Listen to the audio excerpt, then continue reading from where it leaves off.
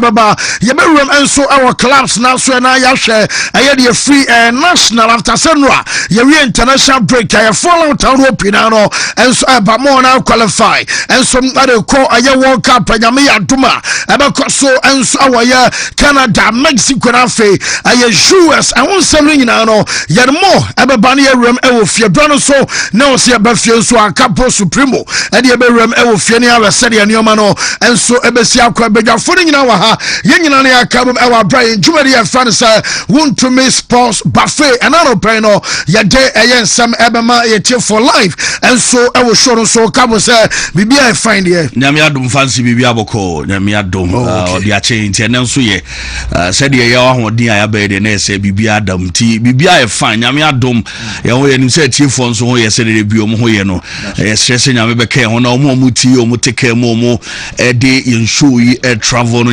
do omo hospitals wo mutie no radebe mo ma ho den ene ayaresa na bibia fine ti sanepa problems a problem bia ni ho awon den e ho a ehye nyame din anu nyame na no pe bibia kama bibia fine pa ene e da safari ase inti eno enso eno no ntani e was life no aya simple as ABC intano pesa untwa bia bomorianse under NLA omo Caritas lottery platform no so be so eno aya star 262 hash star 262 hash na wo so watcha wo dia de tell say from 5 Ghana cedis elko obetimi atwa yes selected letters no aya ABCD ana chasa normally will be so e can be all select me and say tell say sabaku cross so ma usika samno and some be fine me no so be mo ya usika no bon e dia ma na afre me and no and so appear e wa ya draw ni mo na chasa na unya sika pa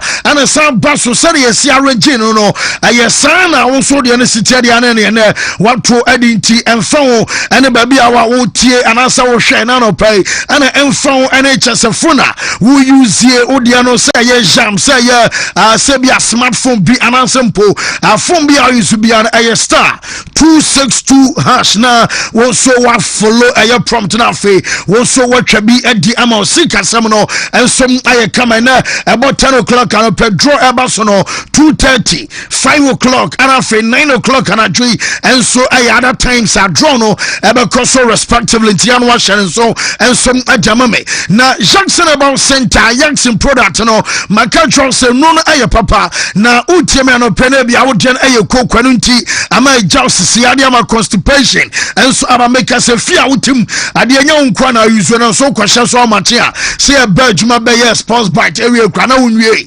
sanse agena team ama chazam said a coach Otoado ka say pitch na concrete no yam and so ya don concrete awo ha bomorian say obepa Jackson co capsules ni bi na one na fa brama ne man so I fine and so adama etuko kwasem ni pedano and so anya ne fa hodie na oyo bana be so nya tinka won fa awon pam wo libido sem e wo form anasempo ye bema na wodie no slow erection anasempo wo pamam pa drono eye Jackson natural capsules no and bedi wa kachena mu amane man so I fine and so ama anafe drona eno eba titibrem ebesi na eda so ya won wade eye adwuma and some onu pedano mu eye Jackson herbal mixture na drone nenum enya ya ana chase enya nyuno wontwema ya gene ma ansana wapabi enso ato wodidi wi a bomori anse bia ne tina na se cabinet so no mienu bi anopawi anwumra bebo ma brebia no abomba sene be malaria no emana nka be se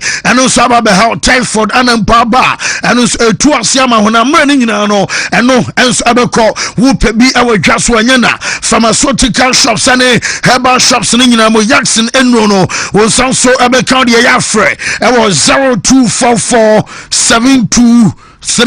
0244723541 Jawa Koko and some abejo so Jackson and so I don't know what do for Samuel what tenants our manshia I am Pobuano ho and what do for Samuel Sujuma Deno Eguso Elcos I am pioneer I counseling and I just what do for and some I do go commerce our country no I was say Baman Yomans I am fine and so Emma Sebia Utiena I kebi and emene wo anasempo Diano and some I promise and fail Ebianim Guasiabi anasa Maniabi court akwani aba ene ade ama chesa wade mu nsensem no ene ma nye peye nso fama opa dwuma ye adwuma no nso ma empa dwuma no so kraba ya na yeso watene mu ache promotion no enso ama chesa ne ma nso ebisi basa wode ene yo dim for Samuel prayer and counseling center obeko menhia ahempoboa no ho ana opani enso atenasia woni nyame nipa enso edim komo 0246 66 7117 do for Samuel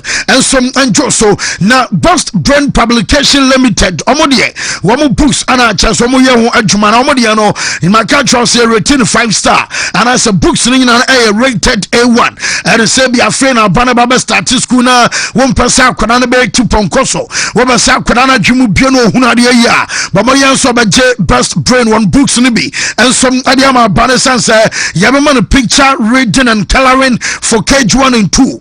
Yawa my early writing for KG1 and 2. Yawa color fun with writing. Afi webenya phonics. Ano yawa 2, 3 and afi 4 letter words. Ningina ano and some numeracy anima KG1 and 2 and afi a banner say a literacy so ano won sabe kebi adi ama bano computing asantichi dagbani infanti and afi a French kasa mathematics anima a basics no 1 to 6 and some our best brain ebium say be abana room our junior high school so Shannon Swam say books no ya combine basics no aye 7 to 9 combined anunti webenya mathematics e ama bon no room our junior high integrated science English language computing afabana career technology ebium and some aye social studies no and creative art and you know we call aye Best Brand Publication Limited and so our pankono abed La Posada Hotel at Chonoma pay and a Best Brand Elton one books no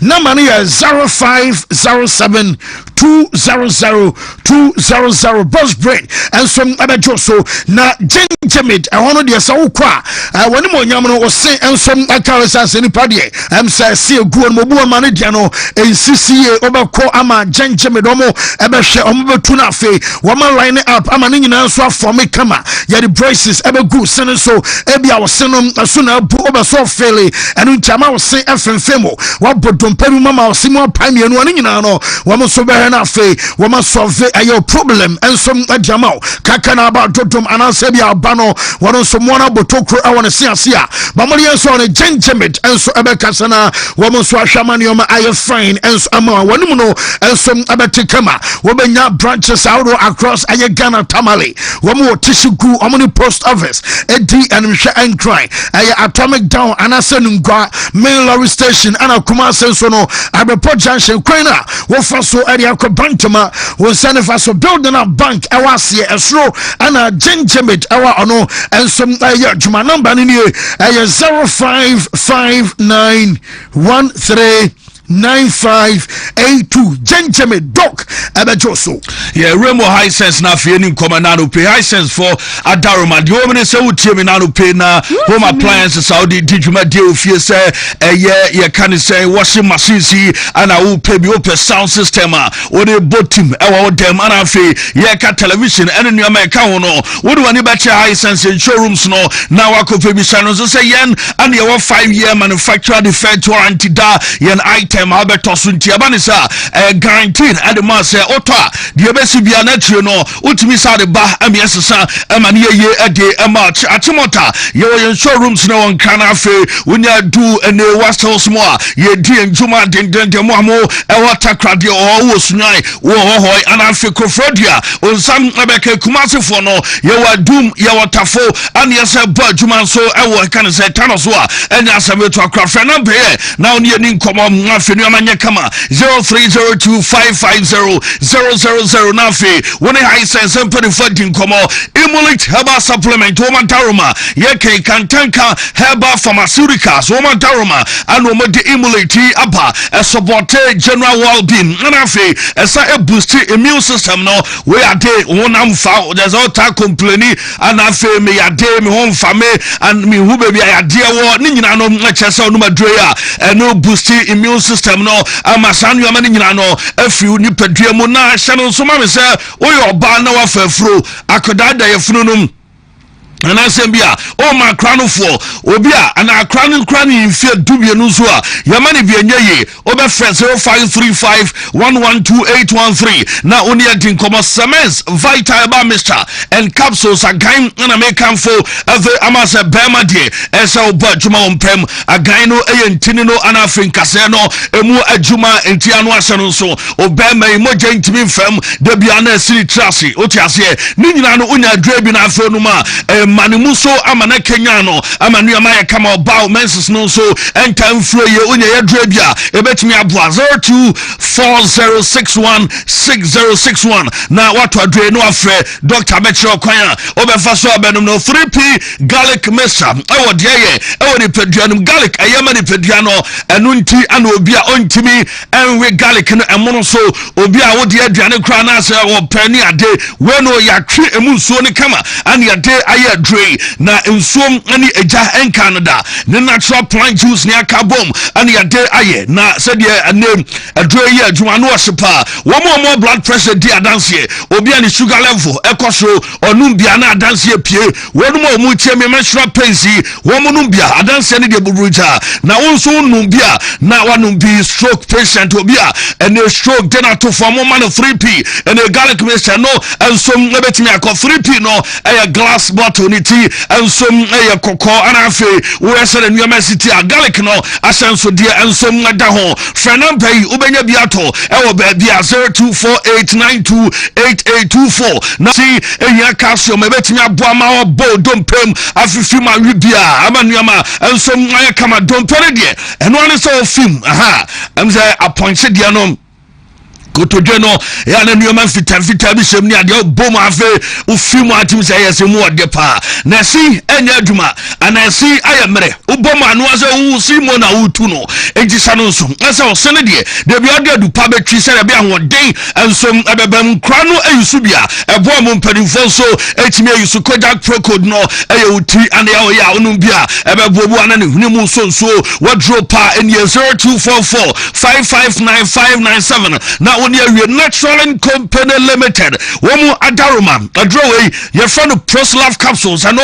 ewa adwama so na Proslav no ansa eye prostate ewa adwuma anu nti ana Proslav into do o prostate na fe o love bi ademana esa wo nom Proslav bi na nneema so aye kama channel so ama me so Johnson ebantem ana wo Johnson ebekam wadronie obi a ono so oba adwuma bema empama gudie ye anu abesene unya true man capsules eno abebuano ema ye bema mu ha bema kan true man no wadro enie entinu bi na emwa na Congo no nyoma bebreo se wonama ninsa anasem bia obi a koko afifiri wo obi nso a otie me na no pray na odware ana no honam ye ne hene obe yusu Congo ointment na fe ode asra body no obenya ene se ag saya dey fm afi 0249 no ade amao ye ka doctor asema doctor mfie bebrenie anu wadi ne dwuma se stroke ya de ana so obi a ne sisi ye ne ya obi a me ka se ni prostate wo asem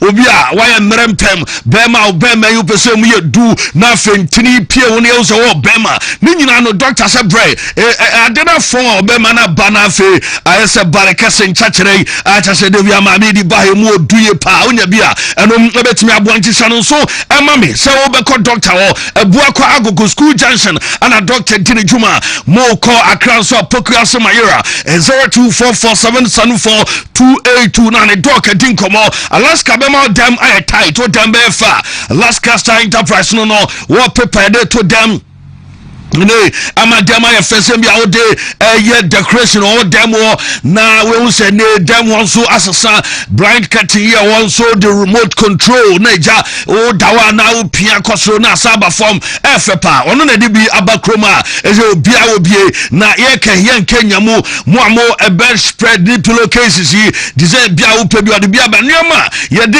esiesie dem di Alaska no o twa no na so ko pe ba bi foforo fa embia wa try eja waju na duomni se kumase foi modo mani chi adum ya ben boss and build no wa ane wa ye die no juma ne die no hwe obefre number mu amu akra circle tip toll lane wa inside shippers we are cham K20 wo mu edi won juma no 0554 114878 na fe woni an area Lawson Beverages Limited wo mu adaroma na Dr. Lawson emye Lawson delay man beaters bema obe delay empem na wo bo adwuma no wo boni ye dia eya wa aka se wasampa adwuma ye ne besi wo ma se unu abo adwuma na se wantimi na wo soro na okwa o mabiem eno de ye secret amai wo mu kita ne da bia ne wo mu taka ne de wo mu fan wo kra obeka ni pay e de achewa se wantimi anya o de be mo bi foforo masa nya afe na akọ susu wa kire ni ade bia o ha na broken heart bia Pedro na oba wa ye ni ye eno no wantua kra na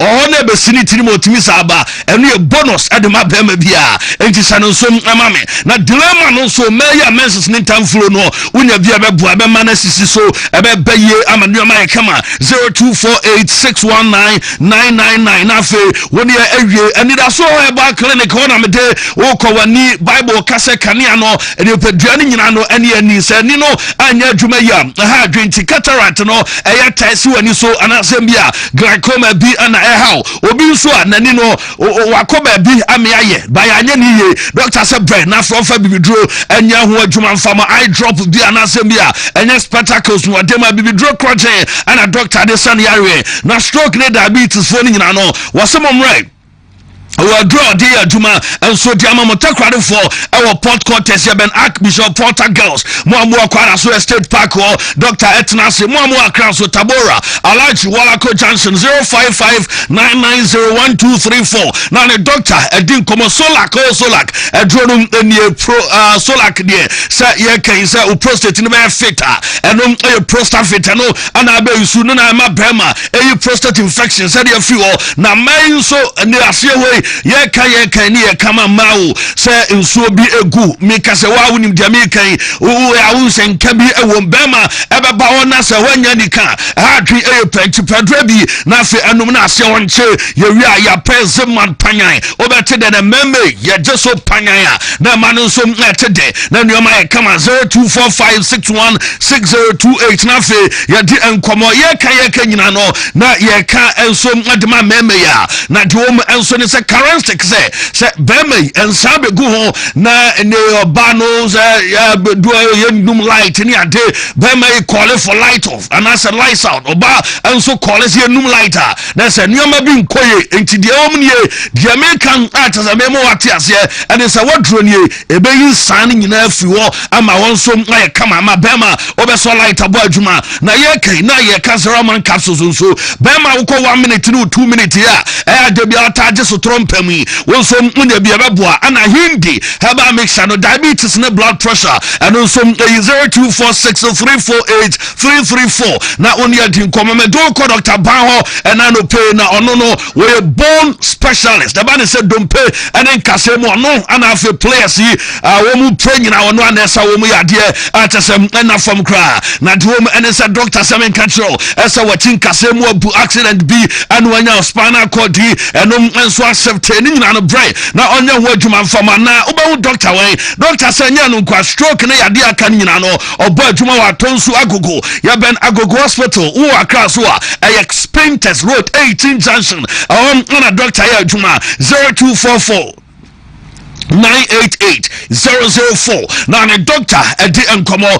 tabia dre emema nyina dro ni o na yeka me baso na yedi enkomo na mo aba Mr. no eya adwuma pa ema malaria no wanum 20 minutes di ona ntikakra bia no abre tabia ba Mr. eno ebe secure ama nso o watimi ato ewi akaso si eno nso o ye bema osisi ade hawadwo o ye oba ma me no fo o tena se che mo tena se na didwa na se no nsiansa no asori a wadronye eno ya capsules no ebeye adwuma efe amana takum no eno ane ohene no takum no eno ane ohene no ono na bema ensom edin ne wompema wogina bema chise chidom hene enti sano so za bema wa mrei na watafiri bi no oba na di esaboa ema tinka ekonkan yi 0243686861 nam oni adin komo power specialist herbal hospital ya mame doctor akosua aduaya na daruma hepatitis ya de otenete fatty livers and asembia fibroid beast kidney stones and then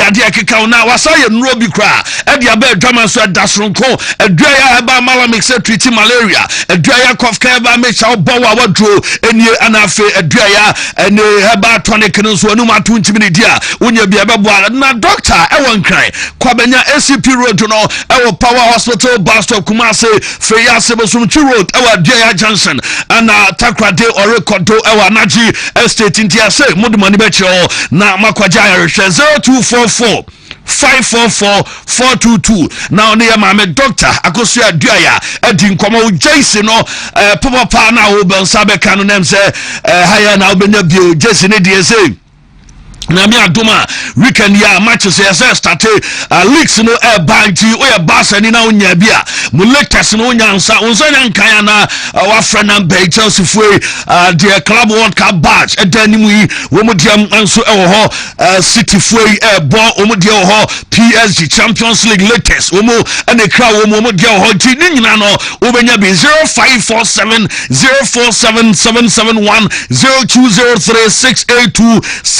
0203682641 0203682641 na wajo replica JC Papa na bibia nso atimi akoye fancy di Maria couple me that say na baby adru ya baba share yan question of the day no I brought to you by Amuzu P Herbal Mr. Weno infection adru tatashi eni ema anase mema mo ma infectious anase when infection bi obu on ma wanya dey free on a bema enkita odiemu anase mpo you see at the same WC ama just when your infection abomori said drive fan say Amuzu P Herbal Mr. Obe Pebina wanom eno ena beboa ana bema so sansa gu bema hona adie why busy bas why prekese ni nyina no wonya drone bia beboa ma ho aye tron kama na sansa na gu ni nyina na beja ebiem enso no senso witabi enter fro bema no so ba no enso ebeboa ma ne ma nso aye fine edia ma ni nyina no Amuzu P Herbal Mixture enso adaroma and a day question of the day and so emana day ebuso nyina say which continent has the most difficult World Cup qualification continent ben and World Cup qualifies no dempa I'm say Oceania nom Europe and so our CONMEBOL our CONCACAF and so Africa nom ne chasomo makadena I'm saying Nidian World Cup qualifiers are difficult and no Amuzu P say yemisao couple yes Adriano be anyway Barris John say guys is Africa Omega inside a celebrate and wash day free Prince Asar say Europe because they are world class teams Europe into and an bono emo day park upon as Europe and maybe South America and also the ava shake and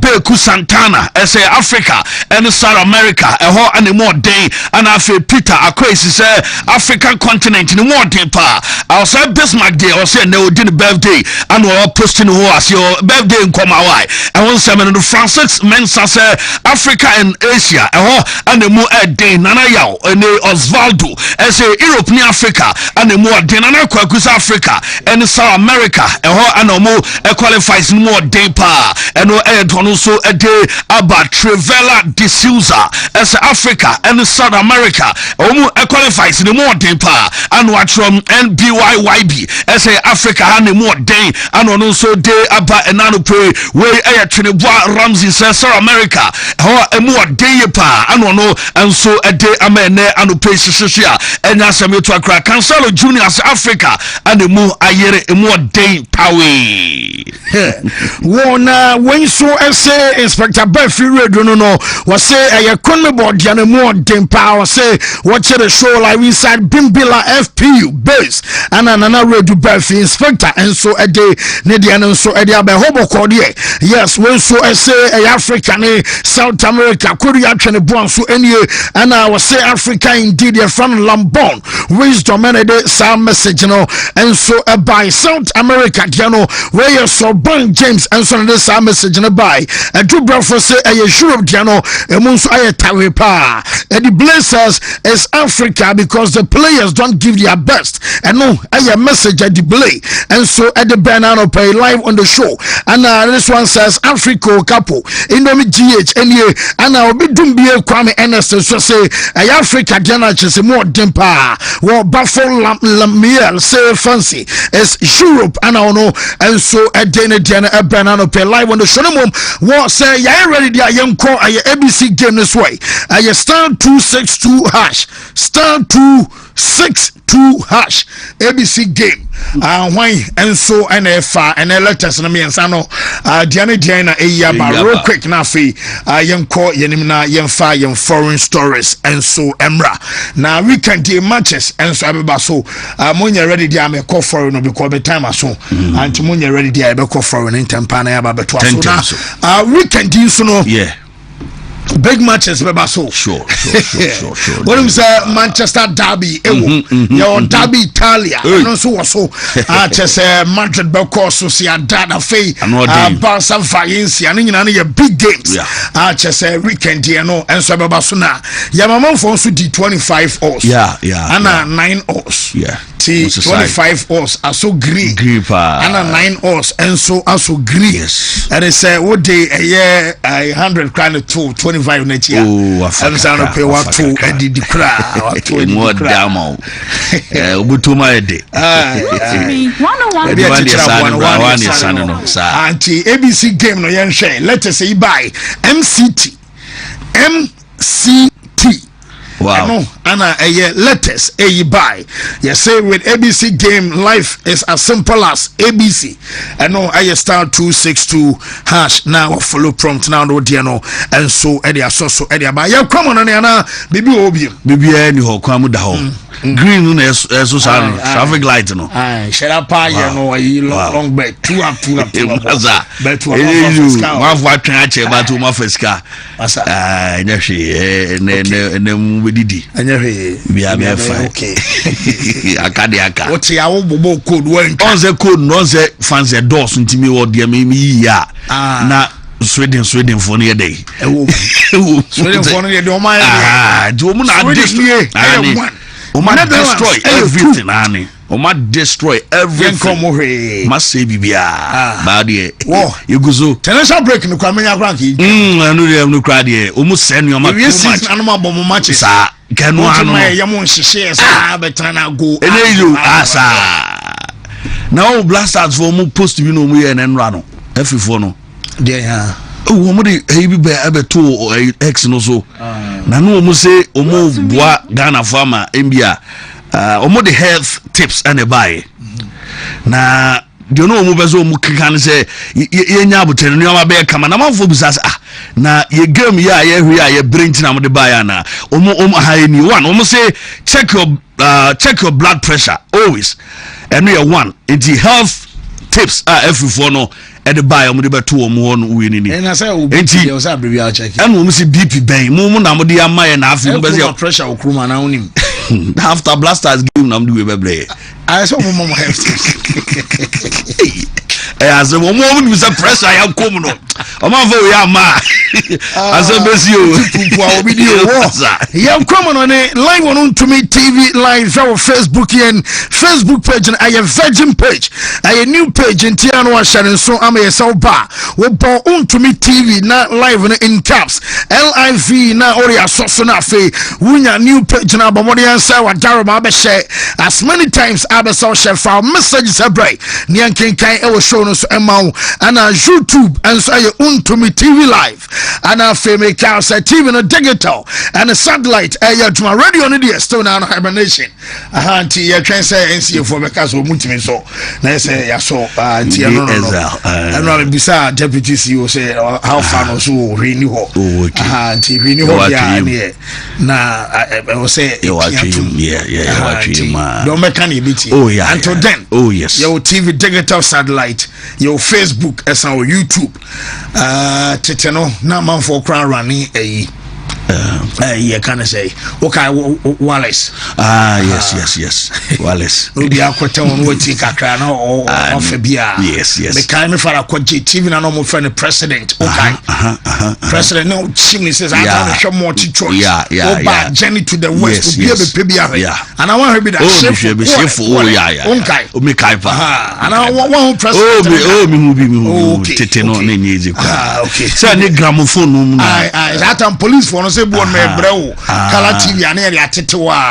Okay. Any a power no fridge na ya tete wa. Sa. Ana power no gramophone. President.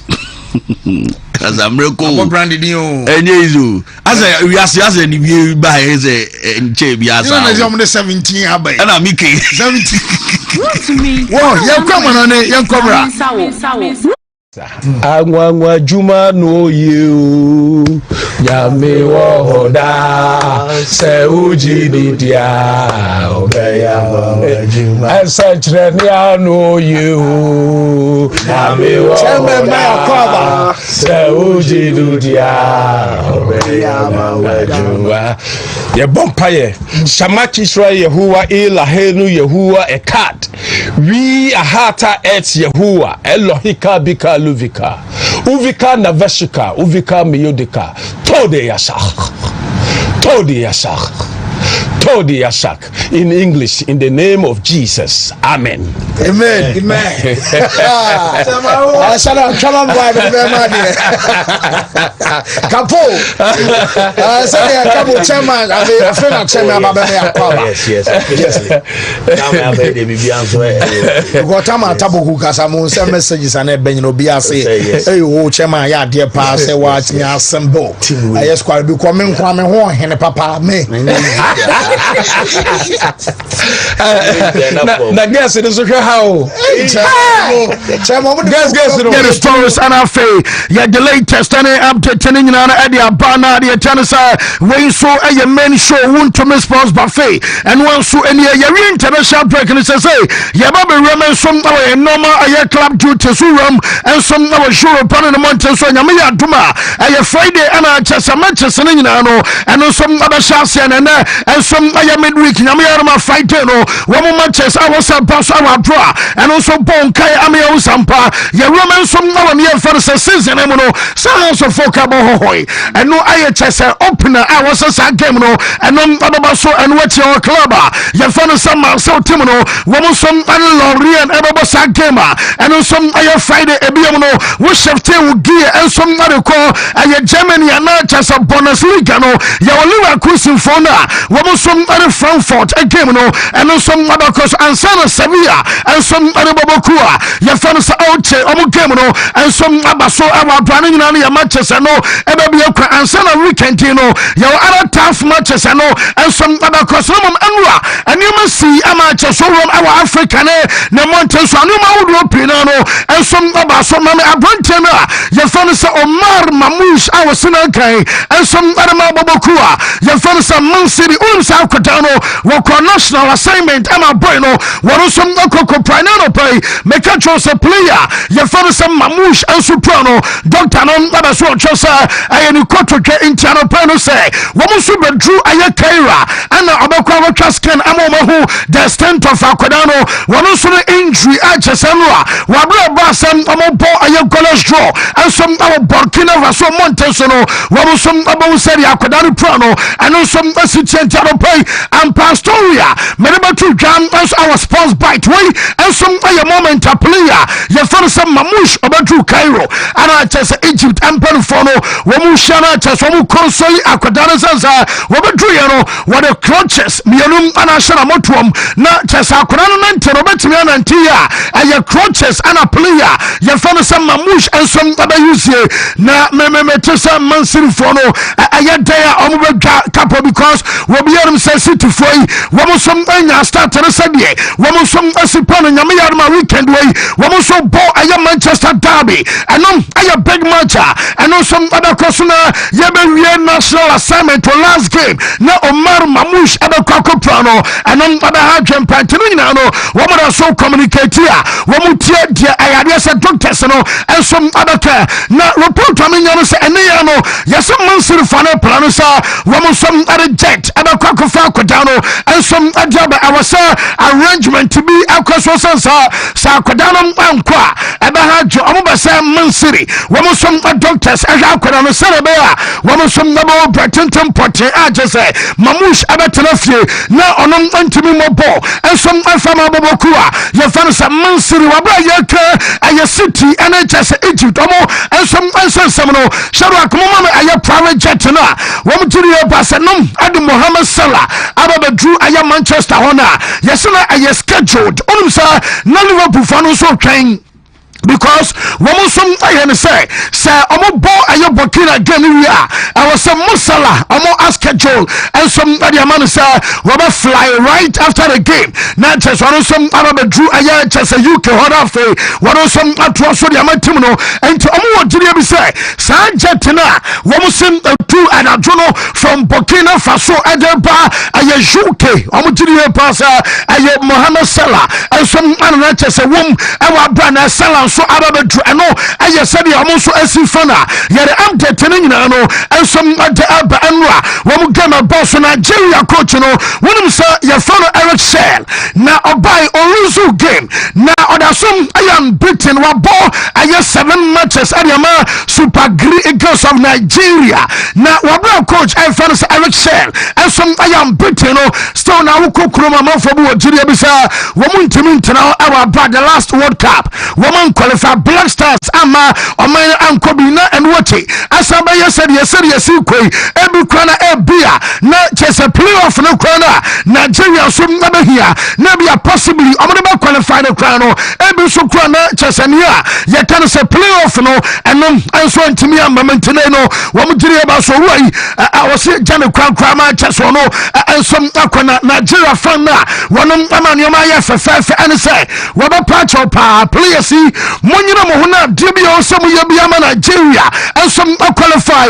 ensom adekwa World Cup ni bia no awosem ye bi sensa samon qualify Ceramic mainom abasere Nigeria ana man qualify so Ghana about throw omo our social media and you welcome to the space now just a kroma there Nigeria for don qualify womo abati yankapa Twitter hono yana just a the brutana womo onse yakọ Africa ya free mu na no ya ba de akwa mo fa so omo de Ghana from fa so enti omo fans no womo anyoma bi ni just a cardboard ene womo messages from the coast stadium enra and some other say omo ntimi an qualify Ghana may no and some other throw onom and some our social media after senra akoba sa Ceramic team no womo some other Nigeria about one or draw ama just a game no pie no wono sustain and Ceramic for and some ayon course womo ntimi qualify automatically and I number 1 spotter womo some abaje na omo game no Eric Shell I can say ono Junior Palace say obo bafana bafana our Ceramic bonte so nam utiminya draw not just say why the onumsa the opposite number I fansa who got Bruce and some akasai na mami Bruce on ye coach we so to jasa and one game almost some boy no what Junior Pasna obian deserve so when we need and one game the sansa Nigeria matumpo no mon san fata 3 points Ceramic matumpo nam amon san fata 3 points in tenwa so mo some atimi che e madwane dia na chese no anu to no so fusa result na epiem anu ano and some aye fair eno aye asoma coach aye fair say who got Bruce ano and some attitude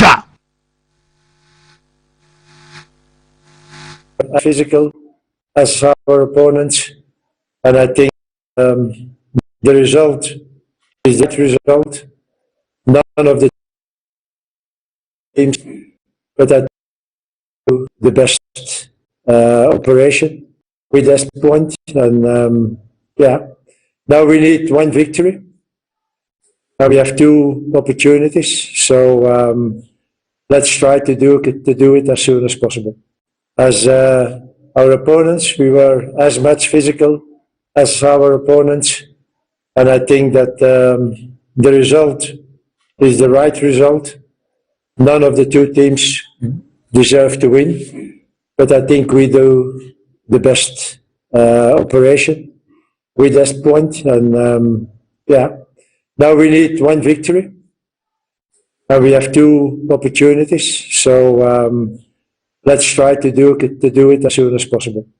As our opponents, Ceramica for coach and fan say who got bruised and out say ya den exceptional Emma ya for an pay life for show no so ya am tetering na ba fe yenko England omo and some akam na me a bunch of fan say Elliot Anderson na akwadano won say ya be twitwa wa bro mo ball wo some first match our break no we ya and ya be cast akwadano so ba be the next aye player wo make in W Dema England Emma no say wo 2 matches our international break anymore.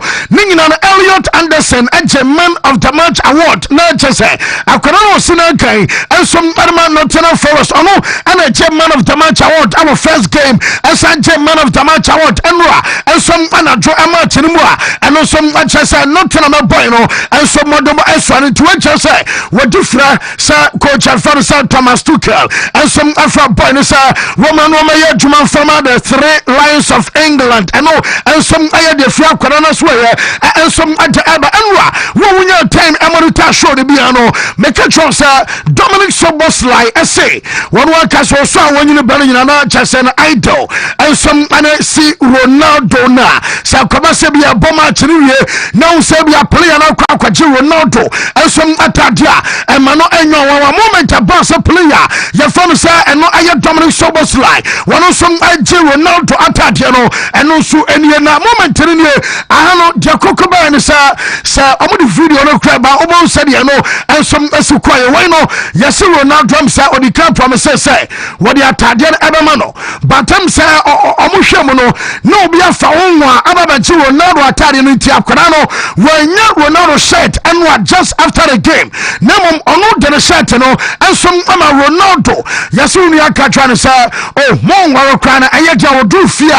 Well, package Baku kama na woman some adia brano enti moment any Ronaldo tie wonom age Soboslai atade no mom Soboslai no enya Ronaldo a shirt but promise no sir wonom some akodu fia aba package asante ama chesane some atimi atade no eno some ade amaso ye and some ade after salua akoda me fun say Erling Haaland wonom aba 5 goals in a single game and some ade ama no way wonom say for the first time in 48 years a free and your bigger player was 5 goals in a single game. Just no a World Cup qualifier. Nasa intensity the last time your bigger player managed 5 goals and some World Cup qualifier more and no I 5 years answer I 48 years ago.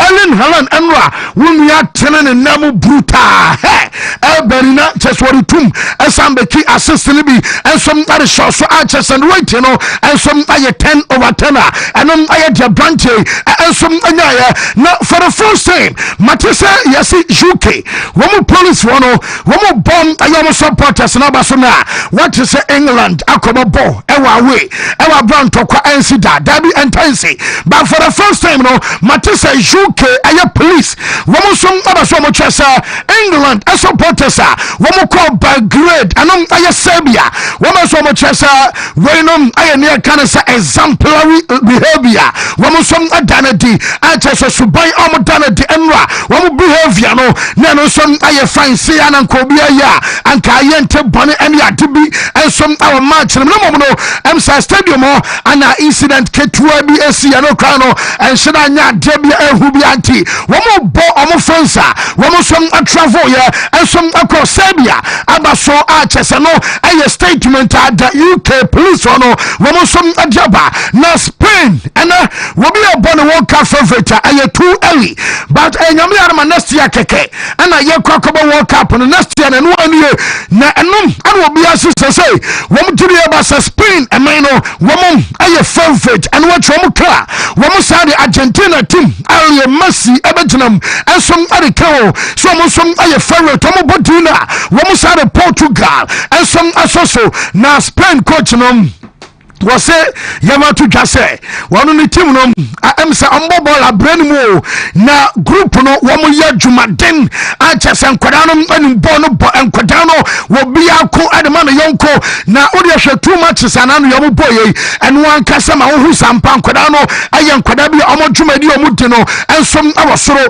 wose team no kwan enyanso January na say Spain team na enyanso January ana mo chi Turkey abom 6-0 enya fie ewawe na so coach ne ba so twesa wo munya so jano kra ensom anwie na no ti owura ne busa no sa na Barcelona wo first 3 goalkeepers na eye Juan Garcia Barcelona goalkeeper woman call up and also what the goalkeepers me and sa wo call up ema omo no in that pecking order when abeka se bi o sa Juan Garcia etuno wo say ya botre woman abrebi o mapono na bie na the moment omo fu say bi time no eye right no womo so invite akwadana ya fani Juan Garcia ama Barcelona womo so goalkeeper no ensom aba na dobaso kan nyina so say baby adruni kwasam ya ana wan frewe ana dente na wan frewe na mom farm abaso ball ana chasam sam kan nyina no enko aye Unai Simon eso because number 1 oye adwuma pao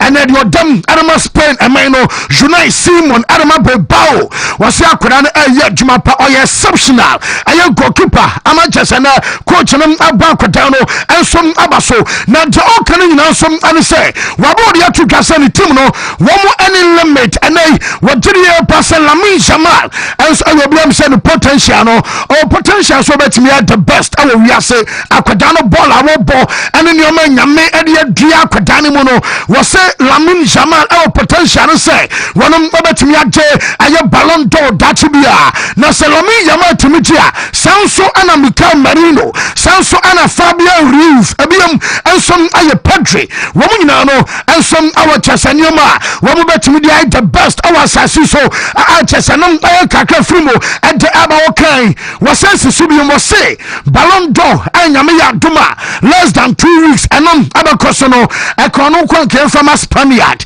wobi of Spain womu ana omu deserve omu motompo no ensom awo soro saka ono dia awose ko adama Spaniard no ya from Paris Saint-Germain womu boy na fanse Fabian Ruiz ya from aye Lamine Yamal eno aya sema Spain one coach wo re fanse De La Fuente ensom adia tuka awa banano peno ya de update anu dia kan nyina no ensom ade bayenko aye Spain na mame aye Atletico Madrid omu team no anopai womu training session enso okoso na matisa womu ma youth no more enim panfo no mo hono ekabom aye training answer how machin ana mo na wie wam assignment our kase international level mo na nyamai but deminya no sa Jano Black wa join it ana Raspadori and some are join it training ana el question na chase Simeone kwa ma ra ho couple Diego Simeone aye coach ana Atletico Madrid one some across studios akwadin komo na Simeone eniye manager no say yamatu kase hwe mudina tema otepa ana onimniako na enyeme pe si ebeboli gawie Atletico Madrid abebia no mato so third abebia no mato so third abebia no mato so me ebeboli gawie Madrid angia Barca angia Madrid age eno no enya sa no pe no wodi entiwa wo bisa say kan krese wo betimni sa akasifom yenu ensom akompete achas wo ka aso bi ntena se no magina no ade bone ana ai was spend aye 200 million euros today ana chaso ba ya crosses aye 2019 day bay ana den fine kwasi hini ade ana chasa mutumi kana makasai was spent chasa more than 800 million and some ani today today Joba Kokotaba no La Masia and Mama Barcelona Joba Kokotaba no Real Madrid and some atimito enti ebewino third na abedi ono onye happy se boli gawi a wotoso miensa ana panel busansa enti omudi watama aya wote ana so hubi ana so obabi aba badru de do so kan nyina no secretarism no se efa ball no ho de a ya no wotie ebu so kinkan bia na mum se who dinner tam na fa ball ho a one for ho but obi so dinner tam e wa bra emfa ball ho say bi ona coach kwa wanya de ana wasam eno fa ball no ho na mo be ya na ne shoe kakra ka bi any atije so de no ho ahyi enso di atam say results enkoya eno ya no on time can be sa na osan ka bi fa okay aye the famous Julian Alvarez a penalty na last season Real Madrid our Champions League no mo wo Madrid derby bona wo kasa boy no why double kick say benkum edi can boy and say nifa elbow ball no na almost bisa coach no say you want to just say on that fateful night e honana almost say I am right double ball say akoda na bo penalty ase mo say why double kick na chesoro kwa ofere eba be sina ye kasai a chese protest any day na waso mo yebie waso wadwen huwa ba be sina on tiase say obi abo clean penalty adana mo gina so asesamra say aye double kick amene wo mo so mbadi fimu yaya enu tiro mo so nkwankodu ba bia no enu aye kakra coach no enso aye tudwa yare update anu de akane nyina no enso adama still now no wouldn't say American report ayobia what assume okay FIFA and then aye Wednesday nyame armotuna aye Thursday and a Friday say akuna wie ye na boy no anti bi papa bi adia na na chese enya de say obobo ade ama beba won no enso betimi abam na jaminya no sa failure the Royal Spanish Football Federation womo do mo wagim ana La Liga empen for no womo som ado mo wagim as say womo nyina so ani FIFA kasa sa FIFA tiedia enom aye different FIFA fidia na na chese still na akoda no Wontumi amobo enfama beba ensom amanu ye yenko Real Madrid omo campaign na make us a Madrid anopai womo training across so mo de aye fanyini no ensom Bible said Jude Bellingham our training grounds and what ya Cavajan nom ayade say Antonio Rudiger nom ne dan se Bayern Vinicius nom once a Real Madrid kwada no mo na sheda nko international break entomo mo buy no dia na chesa hoden da so Jude anie a chesa no pai wo mo nyina so atake to grass Rodrigo no amobe training nyame ya duma 3 days time omo bo ade tia Real Sociedad eno ensom aye matcha eno abakoso a chesa mo de aye preparation nyina no ensom ahyeso na report am say can say mami Mbappe because Mbappe no bi abana basom okay sir yarabatu gase Mbappe ayobia wonom asote time ba sir unuanya injury kakana wono som ekoko pride no ne sote but Jeminya no sir yes medical team no womo so abo Mbappe abaso pa because was say ya jumaden ama yes wa brown ya luzi aya 3 kilos no was say diet ama just wa ya jumaden ama wono som strengthen ni lower body na just ni pedano efimfimfi ensom ade ko from ho ana basa akoda no wono som strengthen ye a chese no aya akoda na fan say Mbappe wono aya jumaden ama me no kasa no nyina no ama sese wutu Real Madrid wono bonaba so our local wono say physically and mentally na boy no condition no ensom aya kama na story am ne batu dwana no ama me kasa coach na ye fan Zinedine Zidane aya we say ono aya the next coach ensom adama France no one question Mbappe say what say you say aye mo idol ono ana nyame ya duma wo ba be ye kan say aye next coach ama aye chese le blue no bi yo idol no anya bia wo wasam ka Mbappe say France kromu ho wo bi ani say ete say aye Zidane wono nko na wotumi awo kire say ane aye me ane ana dabi ensom ane dabi na wono wan so be kan dabi se coach me kasa ane obe coach ya wo bia ni wa kro no mu wo betimi akasa dabi omo fa djuma no ensom amfa Zidane esa French omo football history no almost ono kwa na wo right na say utimi so nu adomo respect no e wo soro a chese Mbappe aba so chese Zidane kwa no e tumi sa woba kire sa obaya adwuma no anasa onya adwuma no na Mbappe asmo kan aye shock ne say wono besi na odabia oso daye woso aye sa on the 19th of July nyame adoma next year ana World Cup final ebekoso next one World Cup ni Mbappe no wabo group stage sa wi ho wabo knockout abo quarter abo semi final wose wono de bia wo dwe ho awia no pa nwumra ahomache wo se ba bia wo de attention ensom akọ ene se nyame ya doma 19th of July next year what I also ko final or dwen ko ba fa so a wo be je aye trophy no ho na ba bi o kai aye shocking ene say so no nyame ya dom na owo ba bema wo ma koda ne mobo obompa ya sa wo benya koda bia chese o chiribo kokokokoko ni say ni chiri kokoko say yeni ne ma no bia obobo na oba so wo bola de na asie ana wo say bo no Moa yana mutwa ticket Eco Stadium ene mo muti TV achi Eco Stadium no wo ba so kama omuti ase se moye lucky pao somebody mo hwe na mo criticize mo na mo ka de mo pena ball no wonum side yakos our pitch no so no behind the scenes no enioma p and akoso monim nioma footballers FM monim nioma athletes ensom FM na honestly wono sankorobia ball enya ne passion anko jai botadada eno ma bi ono afam ni hu bia no kan sam bi ensom ade tro ya ni edi watam na sabi o maame ya de maw ene ya de wose sankori sanu mana chia ball no anko jai botadada but aye passion and wo ede ma game no enu tina stone na no wono ara so bobo nto no de wo bom be se da chi bia wo na so wonya babama wo benya bama kora ne be chiri ball kokokokoko enu aye se de mba be kai ana mo se na wo bia wadu 20 says unware ana so sa ware de aware de yam pro na ade no wono na di kan choose the path say ono no onya we so ba ware say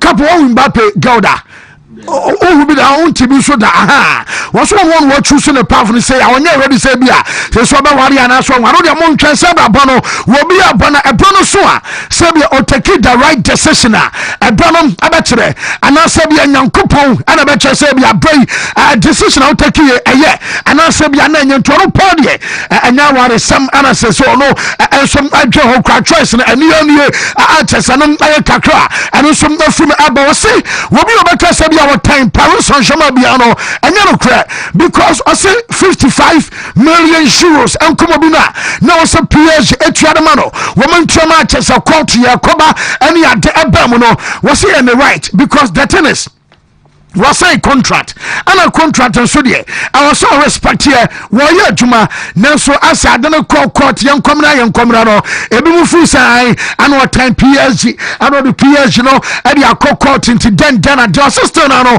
what are some on and for and so our club no no want to mean time PSG emanye na Ballon d'Or no one can pay sa fee and then dia entimu amoye na Mbappe was 43 goals I don't think we betimi at Ballon d'Or no the player in question say you want to get a Ballon d'Or fee wonom anka wonamom ne now for me no bako aya Ashraf Hakimi ewo PSG mienu aya Ousmane Dembele womo mienu no emu bako na beche but ontimi nkere say asumasi anaso bentesan say womo mienu nyina no ensom ane now for mame La Liga mpanfo na womo ko Johan Cruyff Stadium akakoya inspection na mekanana so mo install near can say video assistant referee cameras Johan Cruyff Stadium any La Liga mpanfo na akwakotu ha womo som akwako inspect na domo kwako inspect say ampa mo game amoso mo basa mo bo aye Valencia e wa ha no anya bia no de osom ye bia maye inspection ni ade and of course wa Barca delegation twan our data no La Liga mpanfo som akwakotu a so mo exchange aye pleasantries and sanyo no and of course we na mekana no point say on say aye stadium a fun pass 6,000 per ama Valencia for o mo gas near nkwadama musa ne mo ba bo bola mo dia kwa wo sha aye stadium am nkwadana bo so ball ene ba bia mo ya training e wona mo dia kwa koto na Johan Cruyff no wonum say the last two matches Chelsea Barcelona woman in Valencia aboro kwa no woman mo take it ama aboro so aye 339 ana 323 and no aye the last two meetings one shriek and no aye take it allocation Valencia anya de fi Barcelona woman sam na so nyame ya na weekend woman game mo kwa Commercial Stadium no e for past 6,080 yes Barcelona allocate 290 take it and the ama Valencia for mo pa mo nyamo paso a o ma be sa mo manfo asa Felisa stadium o a chesem o mani abre pa na Valencia for supporters na mo buofuo wo ma dwa because abo jide pass asa Barca and Fabuo and some amatim no na o mo da so ye dwumade say wo mo bo aye Valencia wi a metisa Barcelona e be so mo yama against ebia ye tafi match no akoso awo Camp Nou na against ye tafi na wo mo abesa akoso awo Camp Nou saba sabi atemi no ensom aye right enko dia wo mo nya no san komo pe but demonstrate kan say Dakra yaka Dakra enom aye security company also mo konso kokoya ebia checks akoya inspection ha sabi a positive aye safety anyoma beam NHS security and some nyoma was Barcelona and go kon our Camp Nou no anya bia no adanabam nyeso was stadium awie ufiti abas me wie me bobo dabi Valve La Liga be check omodia na ebia fire for aba be check na security personnel ebia be see fire rahantam na yako ebia section ha eko patanto kwana ya ekwama na be raso be ko san security checks ni nyina no report amenya no say Dekra ensom aye company wo mo so abekwa akoye na said the Barca players ni bi kwa away ema me ka say Rafinha wadwapa wonum say no boy na kasa num tom wo kan bi say wo mo boy na Brazil for ko boy no I and a referee na said that manufacture penalty Emma Bolivia mino womo share and I will bobo 4,100 meters above sea level 6 degrees Celsius temperature near day at all casting down what too short at the man a your coach na what to bench Ancelotti what was so just a match no and who should here and was some parade omunina san omuko and your Bolivia mino casametisa and into one shall coach no flicked ever trusted a year Marcus Rashford and Tomatis against Valencia Rashford and you'll be on them about me started and Rooney Barushi as you'll be a Gemini Sakurana Matumpo and some Australian our national campaign to know Akurano Suyobia report I mean Yanasono and some other available at the coach registration Akavano our player Farsa Rooney Barushi and you'll be on and some about me Popo at the Barcelona our Bramana boy against Ayadesa Ukraine Munachas and worship Pantine Swedish Akodano and some available animal coach na yade update and ya kaninano and some atema mama Nigerian Yakodana ya follow Adamola Lukman either sir watchina yawo and I say Nyamiad Fiada Lukman and some other reporter our Atalanta womu training grounds na our reporter radio this time the international break on unquan training no metis one team abekambom now collective aye training player your fans Adamola Lukman any team no and some aye na weekend Atalanta and some other game now I'm gonna let you and so much you know when I say be a coach I'm a buying a room and as a coach I'm a buying a mobile but just Nyamiarma Saturday Anna yes coach and so be taking a decision say be a buying a ball and as only mama Rafael Leo and Milan a boy na your friend Rafael Leo Yamian say Nyamiarma Sunday one also me say game against Bologna na Milan team way now bo inform Bologna na Rafael Leo emo bidiana say ebe ha dream power enti enom aye say update ni sitia ye say can be another pema ye de enom some ade abaro no ko a report am say can be and some and say we benya ayade say estupinyan Pervis aye Ecuador one boy one so bo adema AC Milan yes one so kokonya problem and why overload our master no more and is a player about drew aye club side one so yes can be any agenda ya say be akodano and some other ball and answer on to me more and no and some aye say be sia kwa ya the update about Gianluigi Donnarumma we be drew ya no say and we training obeyebi nyame ya no tena training obaya Friday training obaya Donnarumma no and so are available for Manchester United answer one call baby on call holidays we kwaya juma Italy national team etinya fena medena ko bench because Palace adese no one wako entinkana oka number 1 choice adama aya Man City a masa de James Trafford aya ne nano ne de ontimi nya Man City number 1 o enti no de Donnarumma ba no enti me say kan sa aya likely say Donnarumma enso mbe testi the first Manchester derby eno aya seri ebesi akwa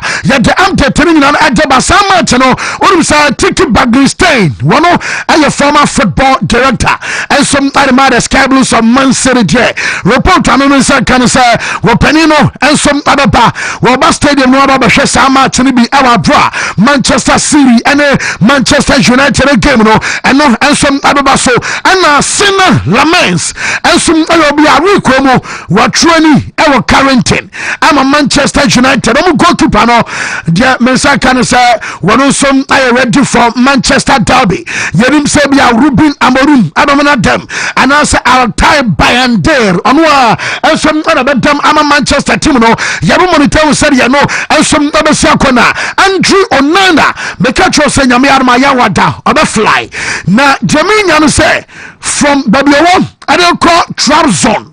Yes, over for Paris and Alco and to offer Paris at the Alco Trasbon or Cocodra. Nurse, why your medicanum at the Jacabiana fee, one at the Atuaso and so at the Abonim say, woman to me unqualified for UEFA Champions League. Olobia, none weekly wages, £170,000 a week. Woman to me unqualified Champions League from 170 at about 120. Nasa yeteno £50,000. Ha!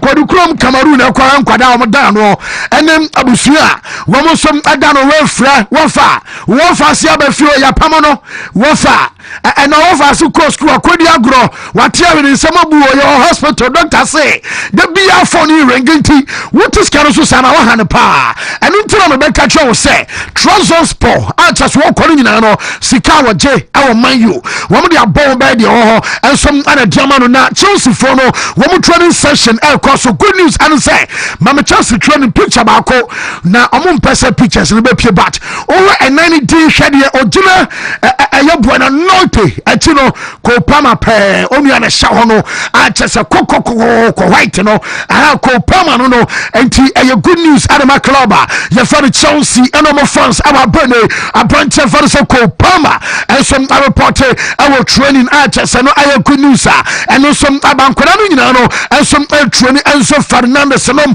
Wesley Fofana Alejandro Garnacho nom Romeo Lavia omo nyina no and some training dendente weekend womo so called Brentford and omo game Barcelona team no Giovanni Leoni metisa womo cup game against Southampton aya match Giovanni Leoni no wobetimi anya ball bi abana wa meki ne debut adiama bobokua ya fan sa Liverpool ebiem Ibrahima Konate mekachira na man from Zagro ya kan from Samanimusa Madrid abaso fan free omo so na buy no and we be sign maybe kra me kai some be kai so mo bo game wie wono kwa kwatena aya stance ne mu acha se wo yote amafo bu kwa ojire so record the video kra to order na se onye ready so be sign contract na Liverpool adema no na media ma na je se kan se ye se ya na be ko na ye sansom na be sidia je se nyame ya doma January Liverpool ajitum na bi omo jiska bi nya sa dia akwada na be ko for free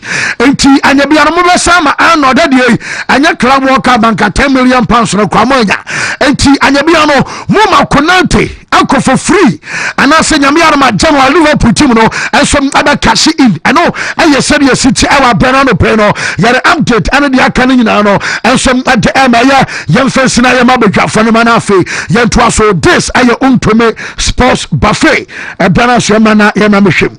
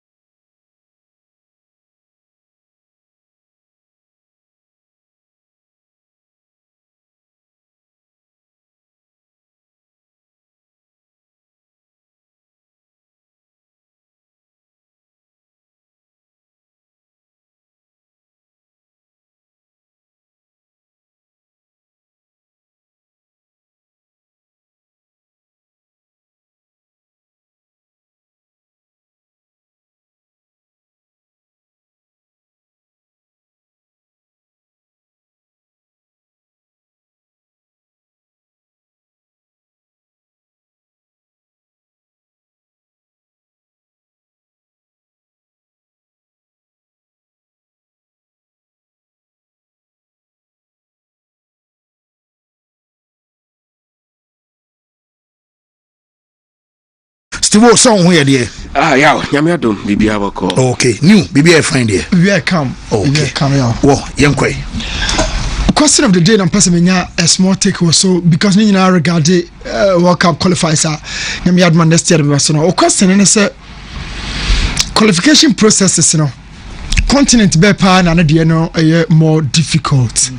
Na ebi a question we say no wonya brem bia mu bebre obetro opinion bi say Africa ohwemo bi say Oceania bi say South America bi nkra say Europe but bi obi can bia no there's a bit of justification but at the end of this whole thing no we all understand say there ebi mu there tough say ebi mu especially quantify the number of problems ebi mu encounter. Number one, so the quality nkwana say kasa dia bo ne bo the competitive nature of the continent, especially Europe, the Oyiba, even qualifies in a crown your elitism or your top tier. Or compare Europe and Oceania and Australia area, Honey Asia. You know, sir, in terms of quality, individually, collectively, a tactical exhibition of coaches and everybody in no differences. The same quality now also the customer South America. Which angle of the word quality and emphasis South America and mad discussion say you can't Ballon d'Ors, you can't Laros, you can't national team successes, you can't players are more spotted by Europe every time you can't quality there South America will be, and of course Africa equally yes also you have a fair share of quality. But so the European quality, South America, the more Africa, the then you go into the next stage, and there who define toughness and have difficulty. I might encounter. You move away from the field, off the field, you know. Africa and South America, no, it faces tougher challenges, especially number one, a country on the road. Yeah. For instance, Ghana Premier League aye boy me chia boy for nyina me chia na le regu for so na me chia hohoi for but so wo kuma se sie na so so ko hohoi o ko aboy o ko na le regu a uni me kwan a eda wanim na nya kwan distance ne kwan the difficulty in getting to a final destination no any America say tough what kind of Africa even the tournament itself na de boy mu nyina complaining about route and distances so o ko gini ni bi Guinea no ko bi no she island ahodo a ubetwa corona mu cross just a flight nko city intercity no say o Equatorial Guinea from Malabo to Mongomo just a flight Mongomo to Ebebe you dey wait me from Mongomo to Ebebe bia betime Izuka but distance no wa so flight na bebo to bata nyina flight because so na this is just one country. Now what for Skype Africa continent so who say your trotro means but that's just difficulty war Africa joining in connecting to other cities no you feel so bread can Bolivia for the say na yes science kakra can mo humidity o Celsius and 6 degrees in ade these are some of the challenges you go through or South America and Africa. Now about Europe there travels no na difficulties in bebresa. In my little opinion, my general say Africa, South America, and will face the most difficulty. Now, my center on Africa, Africa, there are certain countries be on my. I bet you die so qualified to the World Cup. Yes. I bet you dream just to be just participants. I bet you dream. But Odomo Africa say you really feel their presence. Or bit is a Comoros. Comoros or Pierre Cup say Jama because this idea about Chromo. But Comoros and Ghana boy you feel them. Central African Republic or do World Cup. The appearance alone a history. But she don't be a chromasi. And not Jordan, any hat trick on the night or so, or she brace or a hat trick. Louis Mafuta, no mobile, on a special hat trick. Central African Republic at the Babaya person. They have never gotten a foot on the World Cup stage. Yet, Onomobofia, Cape Verde. You feel them Mozambique. These are countries that you won't open you. But you don't have two group more. Or what tropa? Or from Nigeria group in brother countries or na hwe do ado mo ne yakwa World Cup na ye ka ho asem no do akọ hopen ene dwumom di Nigeria group Nigeria okọ World Cup region Ghana bebre na wakọ atoto aso ono Nigeria na wakọ atoto aso. Check their group and find out. There are certain countries like Rwanda, US 94, Barcelona, Alexis Lalas, Romario, Moko, Ronaldo, Firmino, Mokotana bench. Na Nigeria, the Amoka Chimo, surprised the global fan base. Or more na Ghana no. Similarly, na Nigeria nya crop of generation be about 4 chamo pa. 101.3. US 94 the day. US 94 Corona Yebo World Cup. Now Rwanda Mokontoka. But I'm not checking Nigeria group no Rwanda hobby or more Nigeria more group no para Rwanda count.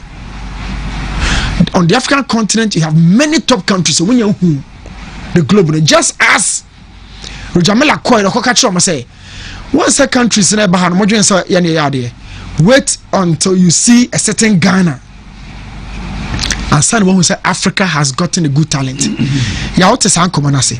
And nay it is said that Mesma Kobe and Makokasham said no wait until you see other countries be on beba. Check this group. Zimbabwe Lesotho, Rwanda, Benin, Nigeria, South Africa. Omumu ho no pedigree they say Nigeria no. Yet omo points here pe. Rwanda, Benin. Say the group no my say tough the Nigeria for no omo be BAB. Nigeria, they have done almost everything on the African continent. Because of Brazil of South America, more export to players as will be our continent to so group and normally South Africa born. Yeah, it was like a war zone. A referee or something who feels also OD game. So qualifies when it day. I would say South Africa did more deep. Travel, quality, variety of opponents are eba from dark angle because of dark. I'll choose Africa. Away from that, I have a piece on Zidane. What the Champions League means? Would somebody say, in terms of coaching or managers, or a legend for Real Madrid? I mean, Sana or G, you know, when you know Koba, no Sabaji, you Champions League, Basa last time Basa Champions League, 2015. 2015. 10 years ago. I those my Nintina club worker Mankubino. Nagazenia. No, 2015. Suarez name and name Messidiano. Show. Yo. And for this guy to win it 1, 2, 3 in a row. Wow. 2015, yo. Zidane just was me answer. Way Okasa were a legend for Madrid, will be a Jewish. If any player status not to change, or a legend for the club. Madrid no did league no Dichimu, and no home in our train bassa. And Europe no see a man for so. Bayern near AC Milan motor try, Liverpool motor try, or this period of General Honoko. So or revere the Champions League no so much, my Real Madrid and their fans. The champions Madrid the more value sign not to say the more value or more anthem club anthem. Ala Madrid no the same thing to the champions or more goosey bumps. Zidane has won it 3 times. But yo, is it fortunate or unfortunate? The incidents are AC or how to say Zidane nobody knows a da or back. Now even clubs the way we are so crown yo. Unya many suitors, be a suitors in over the empty. But a more so apparent, some president currently. Maybe about Madrid, no about France. Yo, club Ben Eclay. And yes, a Hong Kong or Bordeaux, or Juventus. But until do Juventus Bordeaux come home. And Madrid France, yeah, Madrid France, yeah. He has been a mercurial player for France. Now, open players a man can do football pa ye early ages in one. Zidane can home. Oh, Zidane. So in bypass man no can say chronomono. Omo holding on high esteem. I say omo fanning semi ni agro. Oso no kwana e wotumi so ka ane ana dabi. Omo kwana wo see as what the right. Cause we be all right. Zidane kwana all right. Born a year and answer you go so a year ball, you go so you are quite still a ball back. But the because of football is gone piano, ya not in the panel or your right kakra. Or the other tier or more shaka to connect has folk at a pa, won't come on. Or Mama Boo, or your local league in Moses. Now crowd your blaster ye di akire e free Kofi Amponsa John Mensah mo ho banana o to be na ba mu kra yabu the Zidane I watched France 98 in the T2 no the connected ball no kona ba ku say free aseba and it felt like on another style team even at that time but so you kasa star-studded side back we Brazil 1970 ni sinchan craft football Obey Belgium side in sinchan golden generation about Egypt die ya Abu Trika mo de baye Hassan Shiata do mo di o manim 2006 8 and then 10 also hat trick of AFCONs one squad back where star-studded France 98 no but Zidane stood out. Na dia man fashion any match say ya na football any equation say dodo na do na boy no obeye coach no na do adwene be nya sa na ball ne tie e kamara do na Nigeria World Cup no after he been a player ko beje as a manager de Argentina he couldn't he couldn't ama for Zidane a che da ben da beba na ne twemu no ama for doubt the success he chalked. Ana kwene magic ana what was happening ana on the say on one are rejecting most offers ejuma no juve beba juve bia na link no so na bia Chelsea B Man U B Barca clubs ni pe coaches ba munchim B na link no yet what's in the baby me ne ya adwene 1000% Zidane on calm it down pa na Simiani enko ball 14-15 no no the 16 so no ji bumu a kene ken check ni pay enko Spain reche so no ji pay kase now the squad dey tom na munyi na dinade na oye ho no kwan dey Simiani ko dwane ko Zidane he should be real what's a Pep Guardiola no miansa pa hwe clubs o choose hwe clubs no choose no Bayern and Yamani here rough for me come Oba England no o choose club afi no person sorry backed by oil no come Man City the next club after Man City because of course about Kaba Oba New York akobo bia no aba ohu de America no agena home no the one ni bia so after 1 year obesa be choose club wa ya sikasa wo ho this is where Zidane is na this Champions League yensa no obefa club na jigua Yo, Zidane should calm down. Menene ya adwene pa after on your force. Wa me coach bi am force. Yo, Zidane me coach bi am force oh. Zidane is not a good coach. He was just lucky. Wow. Nepani e Barca ni manzo coolest FCB. What the Champions League Zidane was just lucky on 3 occasions. Wadi La Liga de akaho. Oye lucky. In a lucky, Zidane lucky game baby. Oh, what me kasapa. Wow. And that's what je bako. Di Matteo di nebi abetimi akase oh. Lucky. Babako mienu miensa league o dominate kakra. Aye luck. Boise. Ni worry ana. Yo so manager Zidane ya adwene on to ne boss pa na ma on masika dada no ma project bia and me and longify the success no Choco Madrid no and dada no he has to be very calm now on choose the club and I support the fact that obia about doubt no bia no e be doubt no of course yeah person coaches no waje nkwa dia sabra but to be very honest Zidane was never lucky. Luck. Yeah, Zidane was not lucky. He worked. He worked. Okay. Well, now Zidane's silence in France is so loud. It's one of the reasons why he's so revered in the country. Clifford and a day by Zidane, the accept Malam. Well, Mr. Crossland and so no says Zidane. Well, Mike, right? Fancy what I say. Away from Zidane says Zidane de Malam.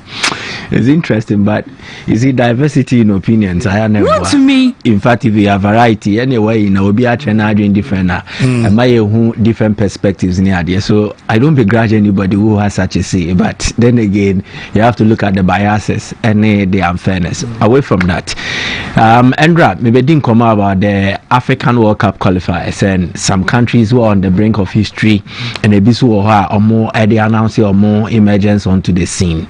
The World Cup presents an opportunity for country be irrespective of where you are to assert a certain international dominance and then also showcase or international prestige. Yeah, but World Cup qualified countries now on nation in Kanhua.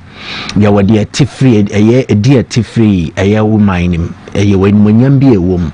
So particularly when Ghana made the World Cup, it enhanced the popularity of Ghana, and then certain players became folk or legends in their own contest. And when the Bodwana Wojidi say, and they can Black Stars nim the Ankombe Reti appear, Steven appear, Edija other players be on my bomb, also Basum ye Jumapa.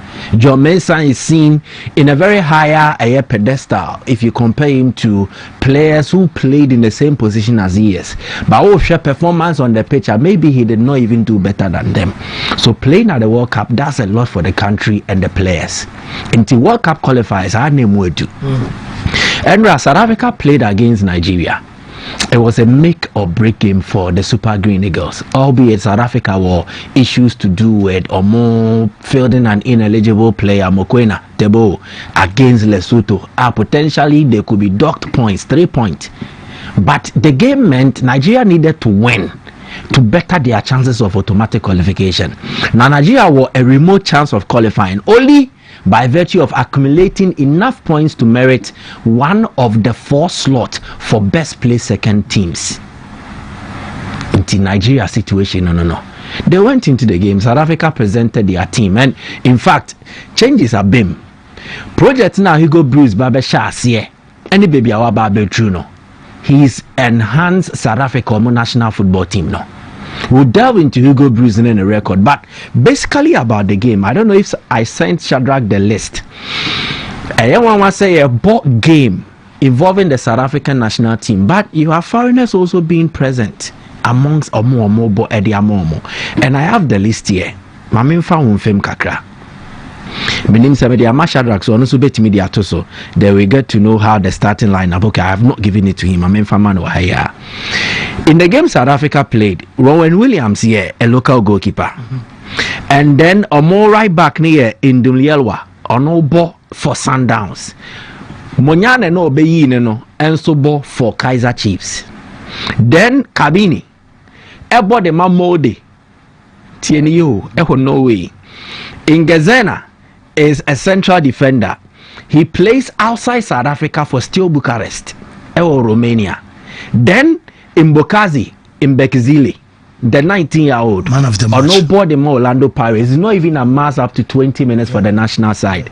Mokwena Neobas in Nabo for Sundowns. In Kota, Mbule, Apolis, they play in Kota Nebo outside. But in Mbule, Apolis, they play for Orlando Pirates and La Foster board them up Burnley. So you will say foreign-based players Kakraba be frame, but they started from somewhere. And it goes on to show how Hugo Bruce has not just improved South Africa national team, no, but he has improved overall, even their players and their mentality. The conversation is, South Africa were not really at their best. They have tried a lot of coaches. Clive Barker, Peter Moseman, Munina Befemu. They decided to give the job to Hugo Bruce. We're in the second national team job. He is very experienced. But you made any clubs in Belgium. And the only national team job he had done, especially on Africa, was with the Cameroonian national setup. Obuo Moano gave them belief, even without the presence of some stellar names, or the Omoji AFCON 2017. Yeah. So South Africa needed something. They had talent. Maybe not in abundance to say other football nations like Ghana, Nigeria, but they lacked character, mentality, and discipline. And that culture, now it is a group with belief and character, a group with discipline. So, as a unit, it difficult to play against. Shadrach Emaya Hugo Bruce record. It will interest you to know that we lose just 6 matches in all competitions. Yeah, 6 matches. The 6 matches, the last defeat for them was in the AFCON semi-finals against Nigeria. Omulusu 4-2. So it means South Africa have gone 17 matches without defeat. Omo last 10 games, Omo equipe 8 clean sheets. I conceded just 2 goals. Evidence in that screen is no. Wow, share wow utie. Utie mebo boss watcher. Oh sha and that's no. So in 46 matches, Hugo Bruce they win 25, we draw 15, and we lose 6. 1.96 points per game accumulated. And defeat now was a fan of fancy. Ghana, sa controversial 1-0 win, no, a penalty and a penalty, no. And then the first defeat. He suffered defeat also to France. Almost 5-0 be international friendly. Morocco beat them 2-1. Almost be share Morocco during the qualification phase for AFCON. Na ye ba be kono. Then Mali eshomo, Rwanda shomo, and Nigeria were AFCON semi-final no. So all the teams that have beat them, maybe bar Rwanda now because some are less fancied. They've lost to credible opponent and some under controversial circumstances. What Hugo Bruce has done with South Africa and say he's made them difficult to beat. So a man shall want to mean sure and he had be quite dependent. Or more shall so the ombeji no masho ye pa. And that is the belief and the character thing I spoke of. The mentality that they know in individually they might not stand out because Oshala Foster. Now the next to Victor Osimhen ni Ademola Lookman Hua. Obekofon. Lookman Osimhen were a different level, but as a collective, you can Foster net Bokwena Mubomua. Nigeria as a unit cannot beat them. And in fact, it is not like the South African FA is doing their best. No, they have a lot of lapses. You call Omukai. So Omu FA need and Komodi Omeni to Omoswa, Omu League Nebegu, and then again Omu national team Nebese. And the evidence is in that. If the FA had done their job well, and South Africa and Kobel Lesotho, Amomunko Yusu unqualified player at senior level. When was the last time our TVB sir? But this man has come. Even in such an environment, he's done a monstrous job. And he's on the verge of qualifying South Africa to the FIFA World Cup for the first time. 2010, they are normally a host. The last time they actually qualified for a World Cup by playing in the qualifiers was in 2002. So check the difference and the impact. Even up to 30 matches. But if you enter into a team with a certain culture and found a name predodo awedi our national side or even a club side, you will settle in nicely. Oh no, Jinasono. He nearly scored a beautiful goal, Endra. Dribble then Otra center line who say in Wabali Stanley Nigeria keeper ne pie Coach Chabo ne sinechi. He lacked in precision by some few percentages. Clearly, South Africa look a formidable team, and if they do qualify, it won't be because Nigeria nyadie. It will be because almost South Africa no, they qualified by merit. There is a chance they will be deducted 3 points. Sefifa Tinaswa because Lesotho for na protest. But whistleblower effect anyway. So Omo Tinaswa they could be docked 3 points. As it stands now, points Omo want to say 3 points score money Benin 14-14. In their group, country being who are winning 2 matches at Waso, bar South Africa. Benin have 2 games to play and they have Nigeria to face. Officials on Nigeria best. And South Africa matches now kanina no obebo when so that is the interesting thing. Away from that to Nigeria, you see, bad leadership can corrupt a project. Nigeria were okay. There was a transitional plan. And the players need be free more. He had what he had in mind. Abraham Bossa World Cup double header qualifier for 2022 between Ghana and Nigeria. No, the Nigeria for na kukwasa Genotro no crowd watch ye be pamono. No mudia papa ne kwai. Since he left, me name the best sele Jose Pesero. Any man Nigeria for no, but not omo bodam sebe e wone ho. So they did everything to get him on board. Pesero maybe in the sunny or the Nigeria Babe board there or more AFCON or the Omoko year final, they lost it. But Nigeria has struggled with stability in terms of coaching appointment.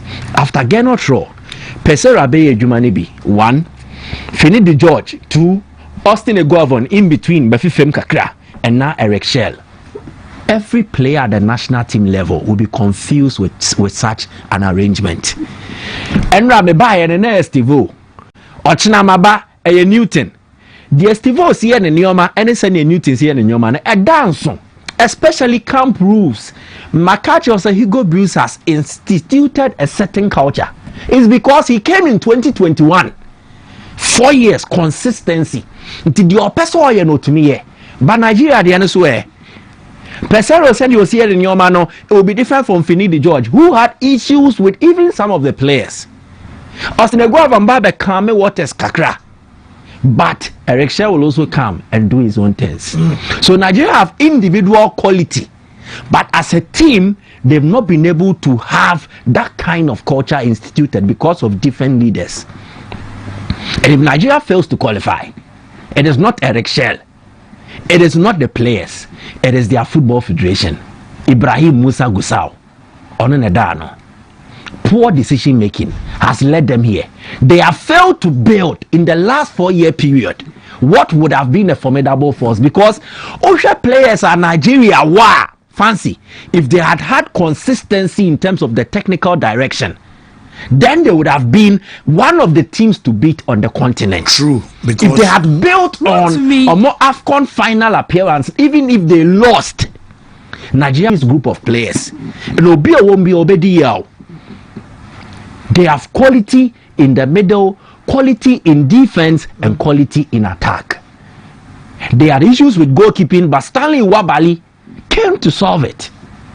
They should have made progress by now. But instead, after the AFCON, Nigeria signed it. Entina Wabo matches in the World Cup qualifiers will fear not a single win, but the Rwanda game. 4 games no Mabo Ofieno, they have played at different venues. Consistency has been lacking, and Nigeria have suffered as a result of that. So, congrats in advance to South Africa. Medium Wojidiyeka says or may qualify. And Nigeria, they are even in danger of missing out on the second place to Cape Verde. The smallest country to play at the World Cup in history ever since the World Cup nearby in 1930, Iceland. The Icelandic population will be somewhere around 400,000 people. Yes. Even greater Kumasi population, no, it does say Iceland here. Ashanti region population, no, it does say Iceland here.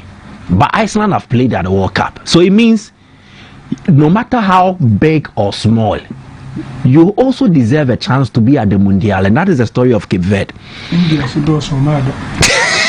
India, baby, they didn't play because now omo barefoot. Which was exactly, they have an interesting story about that. Baby, me patcho. That said the now fancy Cape Verde.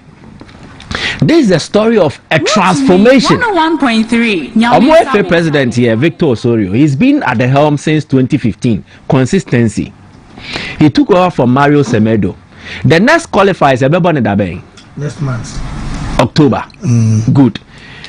So it means Cape Verde will, if they will qualify, when they will qualify for the World Cup, will be Eswatini. Yeah, it will feel. And I say Libya, Krom, Kosho, they will qualify. When they beat them and qualify, it will be in October 2025. October 2005, one of Cape Verde or more heaviest defeat was against the Black Stars of Ghana. Near to qualify for the World Cup 2006, Jotes Frimpong was among the scorers for the Black Stars. 4-0. One of their worst defeats. October 2025, 20 years after, Cape Verde will be making an entry into the World Cup. Is it not remarkable? The number 5 no crowd. Exactly. But a consistency. And then an over-reliance on the Portuguese football development system. Cape Verde, no, a Mike to be and among your mind put the Highlanders. Islands no Bay and Kubi. 9 separate islands near Kabum. You know how they play their league? Omobon zones into island way, mobile zone, into all the zonal champions, no maybe share no about national league, you know. So they are not really a football inclined country to say it be at Ghana. Near your project say. But almost only they are able to do a good thing. And this is the story of their qualification. Omo share Cameroon enra. Now permit me to do this again. Shadrach bet me aboa kakra. Bet me the pictures ni bi ato so enra de nti omuti see park. Go ndio nana dey fan back. O say o person ni twa selfie. No go ni two baby kura piano. Omo goalkeeper ni Vozinha. Obo Chavez. Joao Paulo ebo Otelu Galati Romania. Roberto Lopez ebo Shamrock Rovers. Then Dane Borges ebo de ma Albertai UAE. Kevin Lenini ebo de ma FC Krasnodar Russia. Yannick Semedo ebo de ma SC Farense. Then Ryan Mendes ebo de ma Kokaele Sport. Then Telmo Alcanjo ebo de ma Victoria Guimarães. We your more start here at the moment, including Jovan who plays for Estrela in Portugal. Then Dioshe go no Rocha Livramento obo de ma Casapia from Portugal. Exactly. And Americano. So omo need talents no on the locals front. So the omo yen say omo Tracy family root Newton Ninchi Kevet. But Portugal ni yawo na tete na ni abani eni wedi nkomo. When you ho so oba beboa ebi awo Portugal second division awo, you will never play for the Portuguese national side. And that is the project they've embarked on to get to this level. Their former FA boss Mario Semedo started it, and the boy qualified almost for their first AFCON in 2013. Then Osorio no so he has continued that. The only player who has been very constant amongst them, Ryan Mendes, their captain. 2013 he was there. And it will be befitting said the greatest achievement in Cavedian football history no ebesino. Now Ryan Mendes and so can be our bounty. So who will say a domina TSC Park in this way when a conquer see an dom. Beating Cameroon was the hardest job. And Baleba no lose born. Yeah, Baleba no lose born. I know nana so sama ball we share. You get it. So the hardest job has been done. It means that they took their destiny into their own hands and decided their fate. And so if Iceland deserves to be at the World Cup, then Keves who deserve to be there. But it has been done by Bubista. Kwesi Appiah was the captain of the Black Stars and Ameboa, no a defender. Sana Bubista so tier the Cape Verde. He played for them. He was a captain.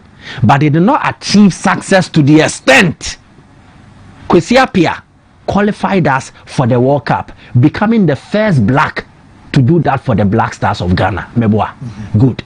Bubista, the same thing on also Babeye. Okay. He will become the first local to achieve this with the Cape Verdean national side, and it's beautiful. Dear, where Omon man say riding young. Okay, Verde. Oh, you think?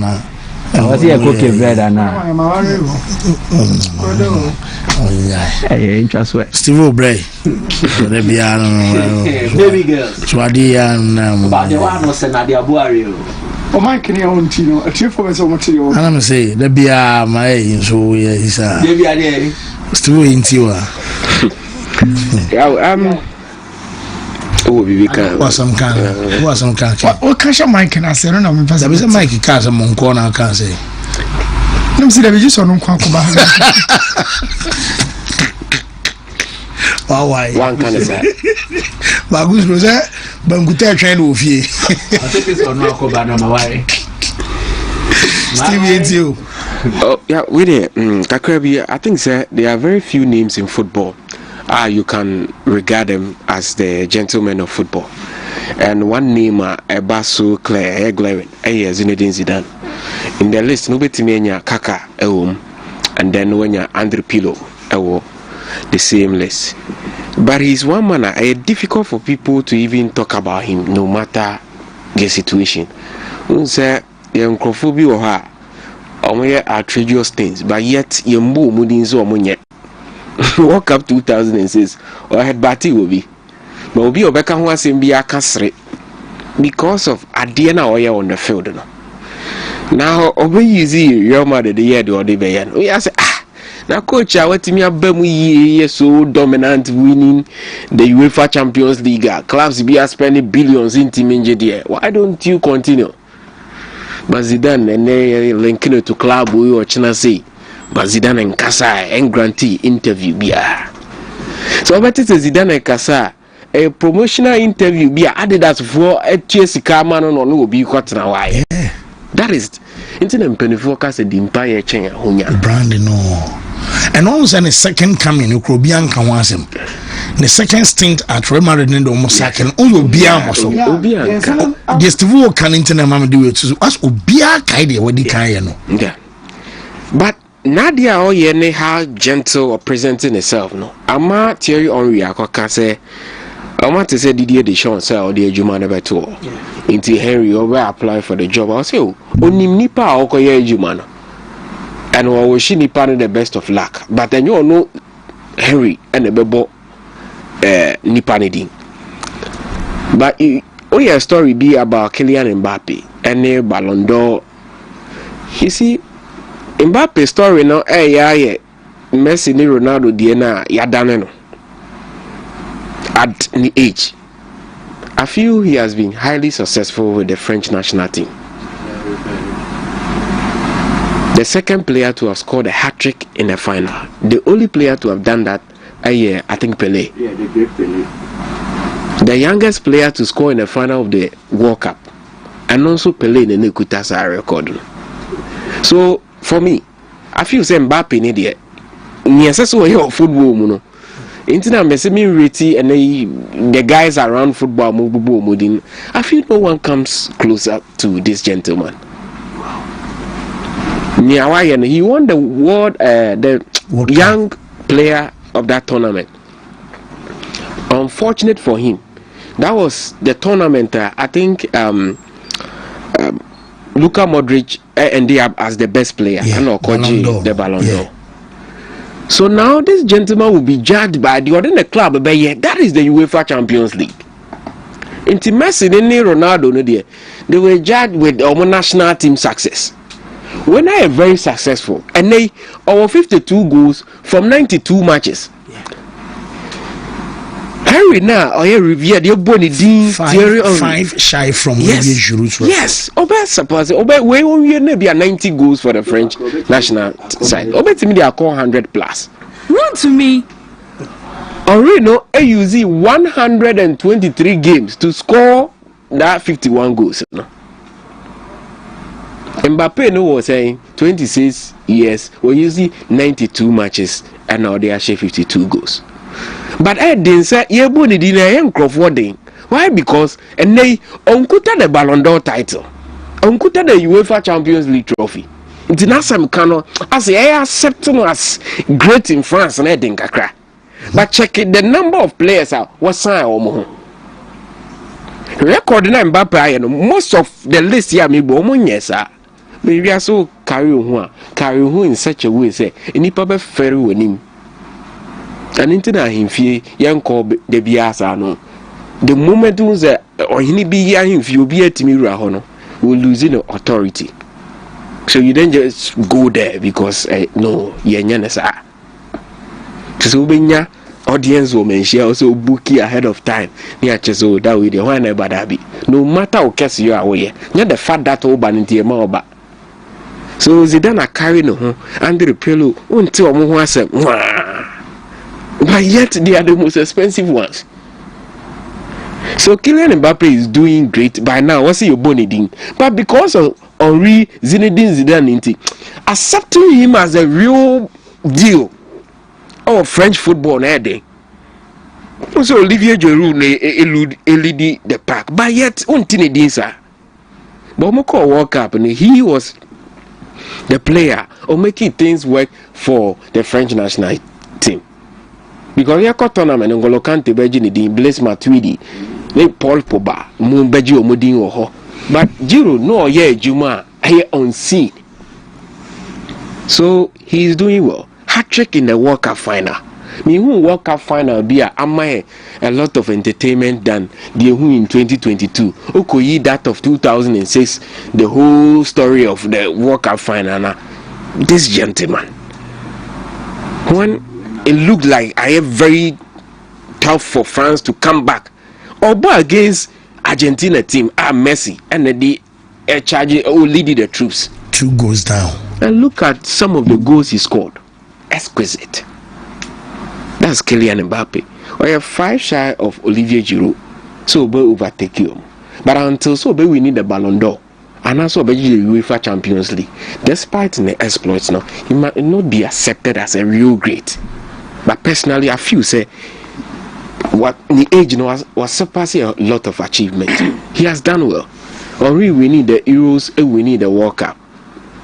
But so fit in the new we are here with the World Cup, and I don't think say only the other match it up in terms of impact. I very impactful the French national team, no. But the can I say the mate in the Belgian team say he is the player I able game now man. Even at Real Madrid, and yes, one why Vinny Junior. Currently, no player in Europe can match with a global superstar. He is the generation. I kept saying this.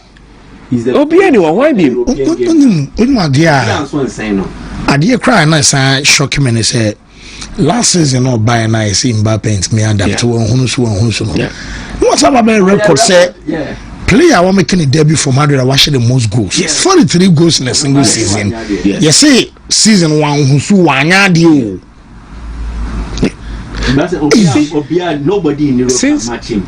On the pitch of the pitch will be a match. Since crown simple points and I say, what's the Ronaldo Fenomeno so no Konya World Cup no be Japan Korea no US 94 not bench but it's Wanje Champions League yet you revere no as all time you go to no crown you body did the call hobby to be come say the real Ronaldo so it's a bad one gen so affected how I see who know was a Ronaldo Nazario was it Yendi Champions League home command man the Dean PM baby Ibrahimovic there power but Ronaldo no we've accepted say go to Nkomo the deal was hobby because back then no football was all about Brazil and then you get France or free Europe or more challenging so they were dominating the Brazilian national team yes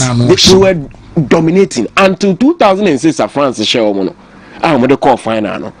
Football back then was as a World Cup in any year because I don't know be making see I kind of big boys and how will prove here you accept to say you are the real deal. World Cup first one game crowd but now all standard say suka mu nyina no so Champions League kasa no be oh but World Cup na man suka mo and Haji Romania Haji no what's the Romania Haji and na Morocco for so Haji back be o nyina ba Mustafa Haji so Mbappe Mbappe I had so much for me manage no I love watching Mbappe the pace so person who senior or tia go back to when Monaco met Manchester City come on Monaco Bernardo Silva yes so the why Zidane or and go do Messi soon crowd that World Cup final no so we share Messi ya omo video bi o dey say be a YouTube boss be show o ma be e can TV o shego na no abe huru Messi na Messi so aba be she na Messi so aba be retaliate no mo nyina o PSG na say o dumu mi sunsun ani o from 20 no na o game no under no duress I say they have nothing to lose. Messi so yes it's pressure in so no ag 18 because I born on left man na ball half volley no Mbappe France would have won that World Cup 2022 because Mbappe nko mo win here Kolomwani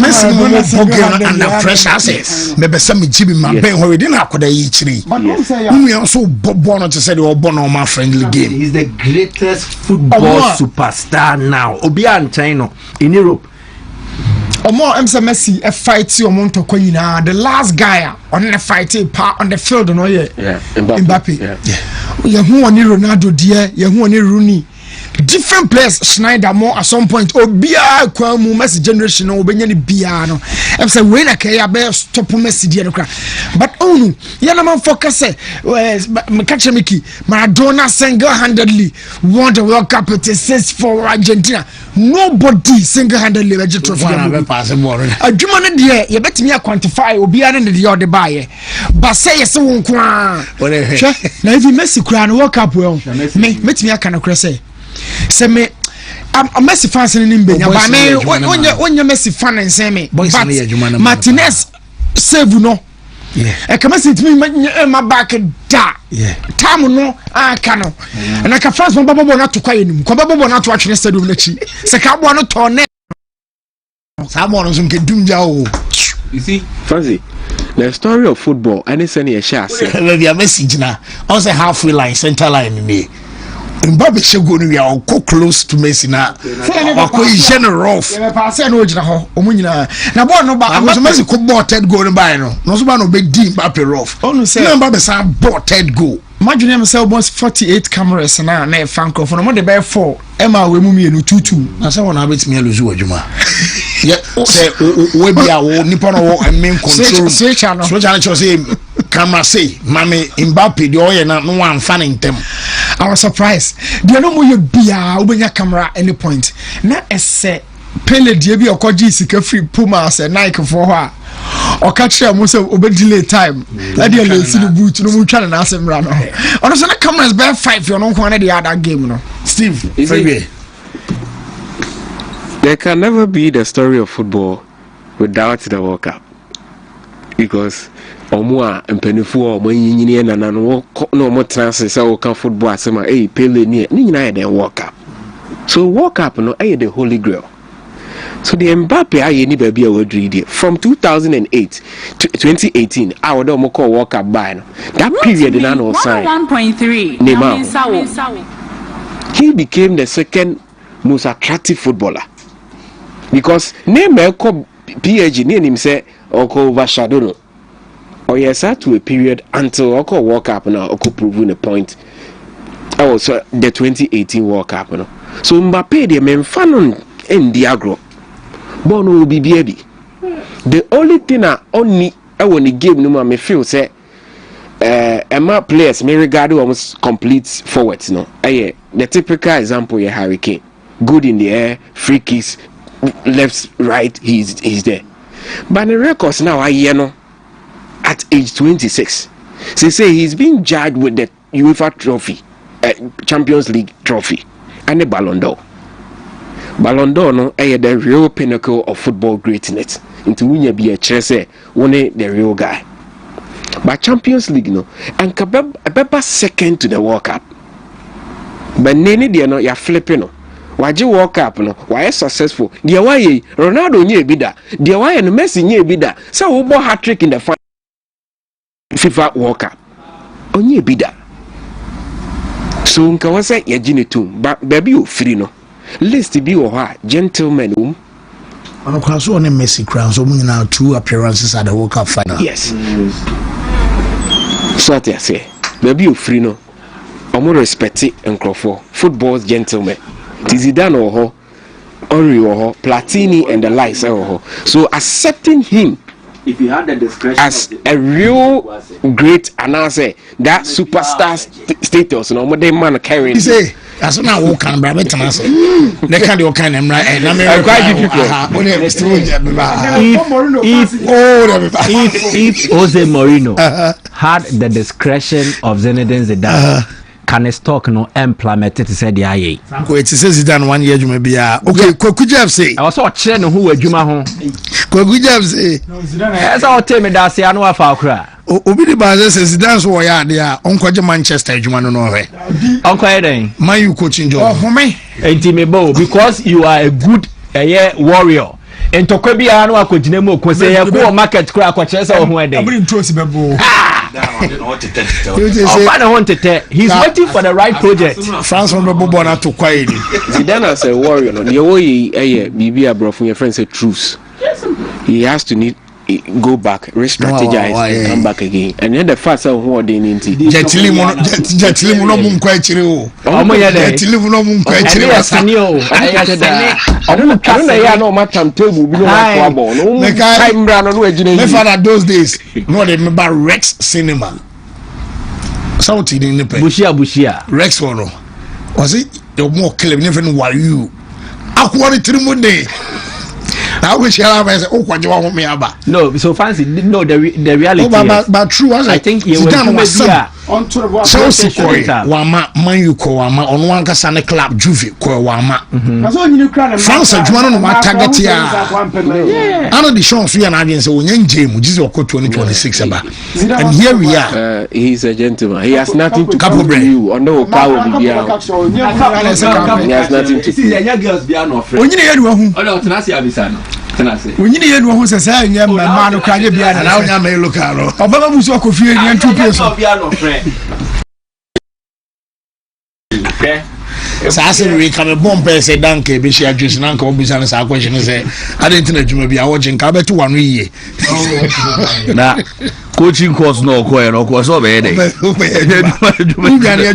and see fast ya no anu no Morino dia me betanachi we so about no adwuma ne de no anu obo no okọ na mfa one to player man na anya ya ono send ye ono nyo ono a fast ya room na afie ni nkomo na minister so adi nkomo minister so onye impress crowd yasemu see there blasters ready press with Tutuado cra modern mono tie o se o form minister na kan minister ano player hey don't say me ba nkomo pa wo vazi esa mo mesa mo do to be ko on say ka boba because be qualify me aha na obi maji man for say time no minister ono wife be da na ono obi bi akama no otiri mai so minister bodo run tam do alobi or the budget time to jam wa ko bo o kan so wonya dey as time so the FFO we dey easy ye betie minister na ti ye tie minister wo dey kan we na okay wo dey ma menye wi mra na ye wi a ye tie minister fancy mem say ye be corner fi ya hwe World Athletics Championship no e be ba so Tokyo eno ye Japan na fi ya we si akoda ye teams no mo bo mo dey to 100 meters ne dey Abdul Rashid na and Benjamin Azamati o mejina mo na so na afi 200 nso Ibrahim Hussein nso wo ma ye dwuma nti ye hwe se de nuama enso ebe kama e de front won sem kakra eno no na ye rem na afi ya to aso da afi ye din komo na ye hwe se de nuama enso ebesi akọ e de afa ye be rem na afi ya to aso na afi ya hwe se de nuama ebesi akọ na sana no pa no ye ka e kire no minister e de nsem kakra etudwa na no pa ne de ne ye be dikete na afi ye rem na ye hwe se de ne wono nso de aba no na ni nyina ne se Ghana o hwe se de yen games ya ye boy ya na pressure ewom ne mo bibia ekoyie ama ye wini but ye twen say ye game ye ball against Madagascar ne Comoros no ye betime secure your points no na fenuama etimi akokama e di ama the Black Stars of Ghana na ya hwe se ne ye be fie with Comoros no e minister nsema ode etudwa de wonsem e the emare ye beto aso na afie din koma minister nkomo ya ne sai e de Bernardo Pay e wo City anaja wo mo bo morning show na minister omo invite no obaye na wo mo di Black Stars nkoma no muzan say a minister say odie oye adwuma de ma ministry nemum as a person as a football loving fan Otuado ne modemo hu ni say no so wona de onye impressed with Otuado performance or than because match the 8 year ya boy we country CB qualify yenti nsema or tuda in what the coach that impressed with what you've seen. Well, as a ministry, not. Let me tell you that there are national teams that today, after game 8, are very comfortable that they are going to the World Cup. As I sit here, very soon AFCON will start in Morocco. Is Ghana going to be there? No. We watch on TV. Yeah, you and I. We have not qualified for the World Cup yet. We still need a win and a minimum draw to comfortably say that as far as our group is concerned, nobody can upstage or overtake us. Even if they score 1,000 goals, even if they score 1,000 goals. So we are not sitting in a comfortable space at all. So if I tell you that I am impressed, then it means that I don't know my job. I am not. There's a lot of room for improvement. And when you meet the coach himself, he tells you that he feels he got this one, not his. He takes blame for this. He takes blame for that. He's identified this. But well, people may ask, for how long will you continue to be doing post for how long? Because you sometimes sit on tenterhooks. Yeah. The last game like this, Charlie, it was hot for you. It was very hot. You couldn't sleep. I have to be getting up. I got up like 3 times. Oui. I got up like 3 times. We are interested in what the coach does, his performance and everything. We are interested. Pressure. No, last game no sorry no atenase. Ni nyina no enkomo ni City boy de won kansem kakra FMO ye de kakra man to so onye impressed with Otu. Otuado ne performance order na di so fe no kakra fi odoma de ba na minister nsem ya no ana enra no panso ye ne honorable say chairman Sabon Subon komo about coach Otuado and say said the calculations ni si kona Ghana de du ba bia World Cup no ye kwa time say na ya tibia free mu na ya kabia bu no ana ye de qualify na o calculate no calculation ne dia Ghana qualification ne dia yen sabeka a qualify nti honorable o say chairman Sabon Su former majority leader in parliament e de kakra tuda. Now we have 19 points here. Right? Yes. The other strong team Mali. Unfortunately, Mali didn't start well. I find Mali form because of the new coach. It's too late for them. Yeah. It's too late for them. Madagascar, which is trailing after us, 16 points now. It's not possible for Madagascar to win their 2 remaining matches and overtake Ghana. Yes, they say we need one win. So, in fact, a draw Madagascar cannot overtake us. Mali are the strongest team after Ghana. No? So, in fact, they say crowd on paper, no, they are the strongest team in our but I'm sure we are going to qualify. By qualify, we are. Sure say you be qualify honorable the kakra to Jana Ochichima. Na fancy o can pay see am obi anti say coach no Wontumi emfa yanko World Cup. Coach we pa di Otu on Wontumi yeti kanwi any obe kanwi because in some yeti honorable mre honorable we are going to qualify. By qualify we are.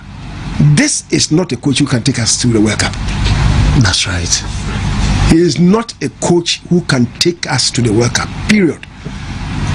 Thank you very much. Whoa, all right, where I say. One team. Nti honorable beza bezi nti ebiam say o manfo nti ni yem bezi nti honorable so what can pain say Otuado de. Oh yes. Was ani also Otuado de. Wontumi fa yanko World Cup.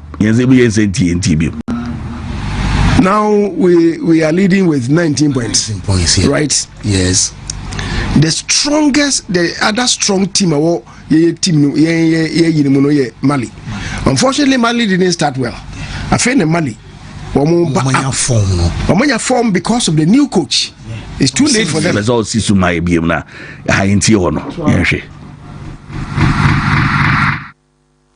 He is not a coach who can take us to the World Cup. Period. Thank you very much. Well, I'm sure we are going to qualify.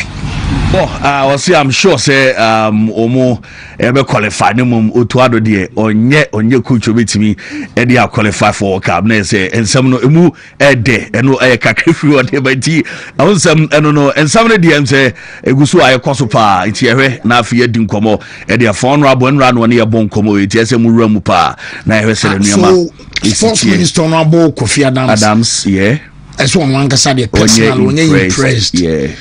And then so before say be start show former majority leader honorable chairman Sabon so case say qualify kwana ni kwan say Otuado lead the team we dey yeko na say mpanifo a womuni bo no ma di akira che no hu ni say Otu no ne modemo e wo fom pa I'm say ba na mo nyame nkwa na menam ene me say me bankofo machi me the surprise be enenam the joint pizza or patasi omo monitor you show ni pa na Saturday no me grand opening and we say omo my special invite into fancy enye easy cry me say nyoma wu say ebe yi no nyoma wu mu ese we ye no to ado ana we say we are in here you to ado no ana go we for we for motivation for to ado what time we kin never go see me ko fi abusuan fo okay me so bottle me when about ko me to abama wa me ni aba na boko de na me adomo okay so di twin city de ti o se me ba ho na ewie de boko and mechia obi bia o fidim ha and mechia me mpanimfo bibia aga na fo hwe bia mchom na me ba say be surprise mo yeah and rice and wings okay yeah and ye be grand opening today or the joint pizza patasi depot and yes I'm say mumbra na they invite like activities, more things will happen. Comedy should be okay. And you may comedy day and you may lie and opening no you best start at 10 a.m. Na ya pon 12 a.m. Ebi akwa na ebe to aso ato ahomachi. No say mumbra and yes our lunch very nice. And on I had be cutting no opening for obi biara be room. And a nice view near very nice and it's really nice and your pizza and also you're very amazing. That's right. Because me the pizza but the joint there perfect or me good and the Saturday pizza and yes our buba joint and so muma 20% discounts and so ba odo adofo ne wa former ba no be enjoy tenuti tuntina ye wa hanom so many agie se magie efeso and enu mu an be adwuma tew okay ya mama kwa ba so because me kwade on say me share insights at muda kreba me hu hwe o yeah e bia no say surprisingly mudi ababere mo for manager de enko la kabo mu be na mu nko na mu be dia mo ahanti manager office managerial o say me no mutimo ma me manager ba ko na wo me nua brain say me ko bi ne man kan bi de ai say de me nua wo hima kan ye no pepepe nyame bo wa me ne de 10 a.m. yeah ribbon cutting we are e kon numere no e be bie ye joint extra lounge no and so ano eno na ye de comedians ya na mka ne se bi Jimmy for but ye nyesa stand up comedians. That's right omo ba be di ehimo be dem ho na o tie nsem na o siri na ja enam catch say the because the pressure and the panamo. So we have Foster Romanus coming. Oh nice. That night we have Atopan, we have Puppets, we have Atopan baby. Yes, Atopan baby. Mr. Kwesi Mensa also so a very nice. So I don't know who want to or be mix it that kind of day and see Obiambra. Well na young to be sad essay. The lady is not a washing powder but she's so clean. So nya me message obi message is me kan one bass or dem was it when you washing powder was it on your studio also when you washing powder but we so clean. Wow mama don't know obi won feel this you washing powder you huh.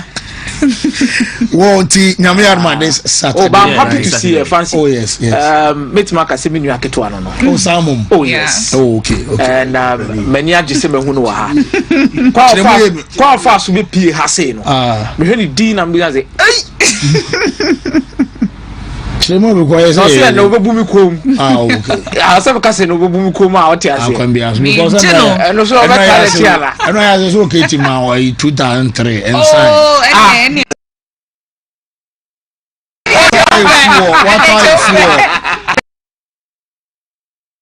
Let us have that show point. Okay, Timami. Okay, Timami. What's one out of it?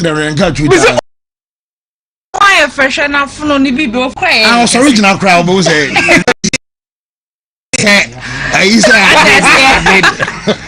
Yeah, you need to worry. Well, you better massive because me like Anna. As I said earlier on, I'm in idea of this, so yeah, must say. So this Saturday, we won't be maybe episode this also.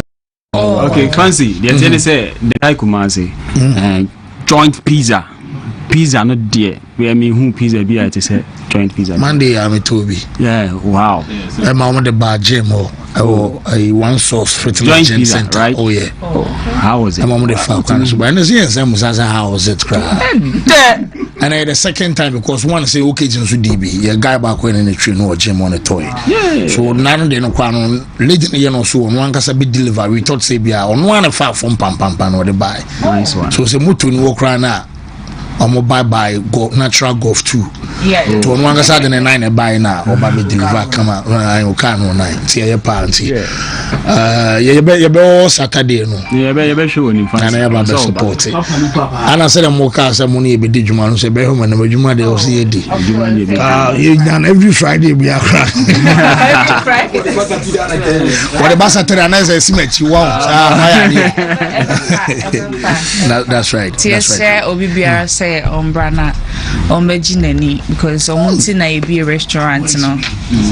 Boys we bizarre. Well, her voice and smile is amazing. She's beautiful.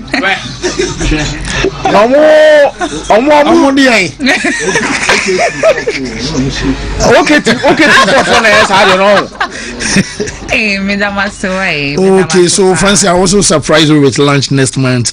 I'll need a contact. I'll contact okay to run executive producer. Yes, Russian and say Mama say you are oh bye J Wings who a logo look at you actually have a trasso logo listen go for logo tikare and now we test me yeah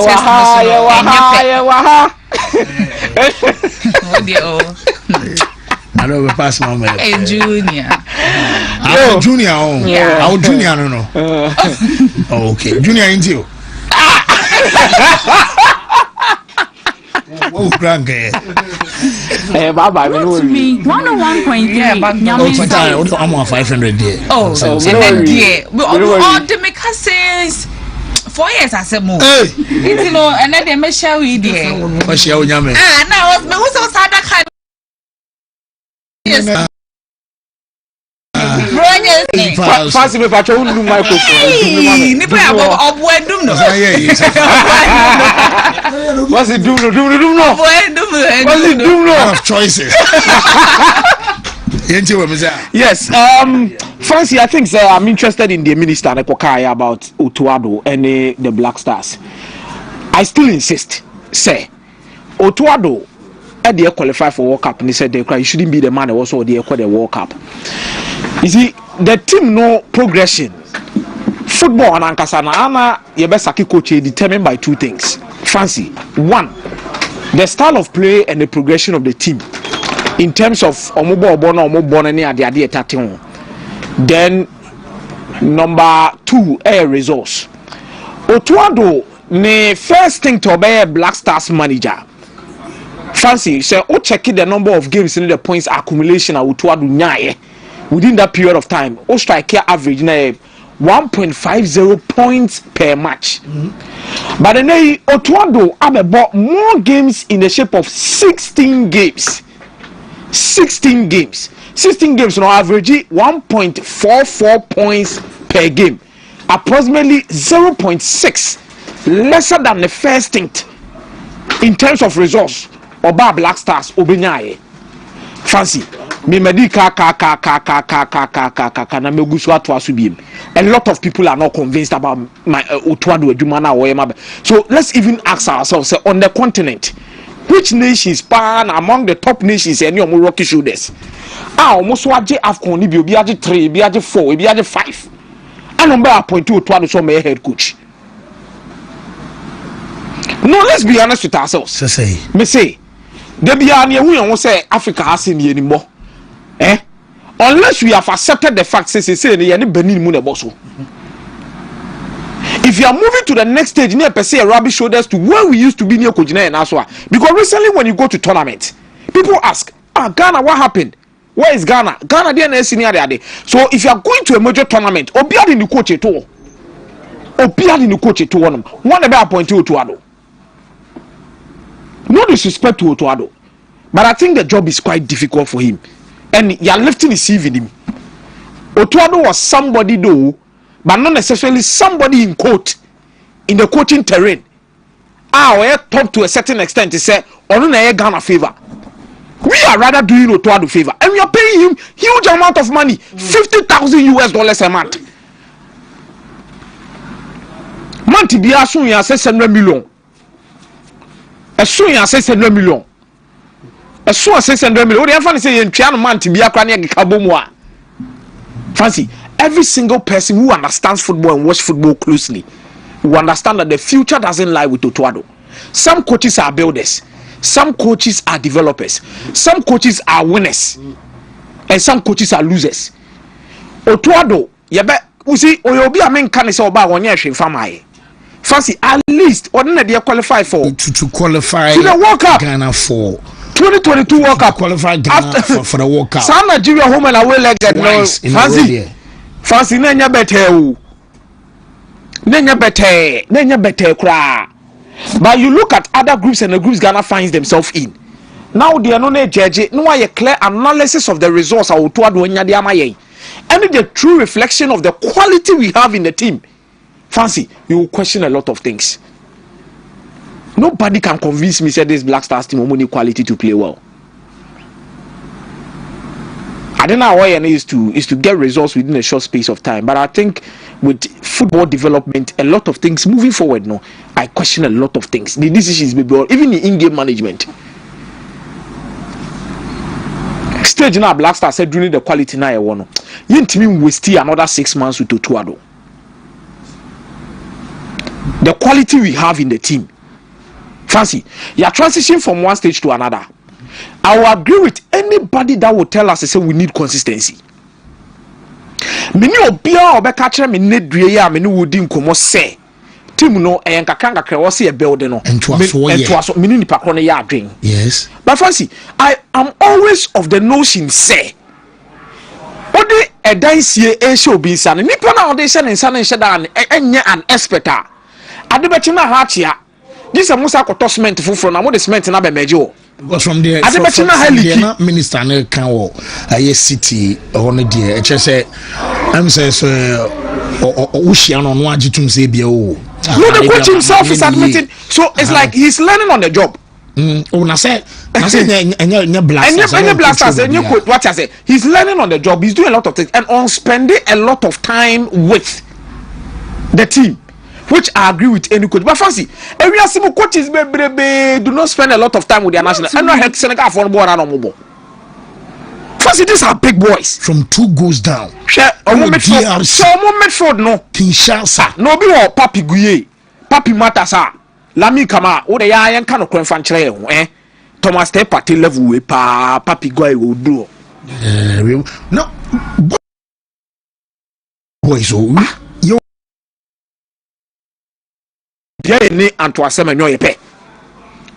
Let's be honest with ourselves. Open said in the any Semenyo 2 on the skills. Let's be honest with ourselves with a lot of things and try and deal with it in the right manner. Gideon mentioned what boxers are French Liga.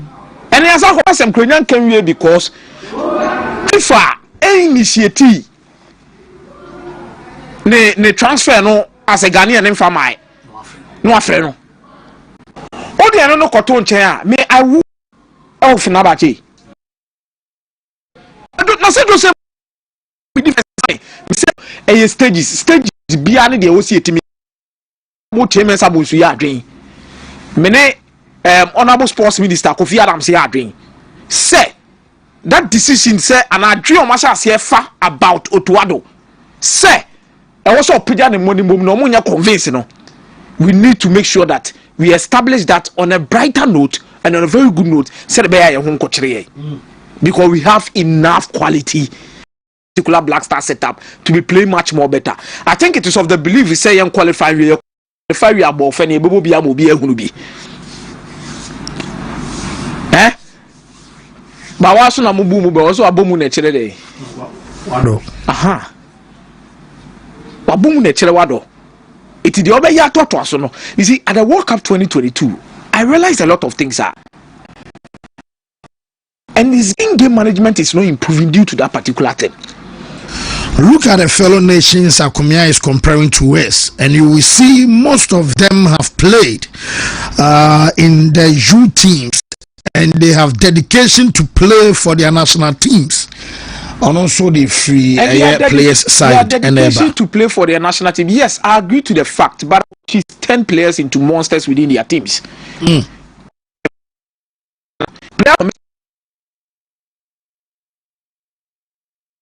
Yes. Let's ask ourselves these questions. Me want a problem with a session of these Black Star players. For example,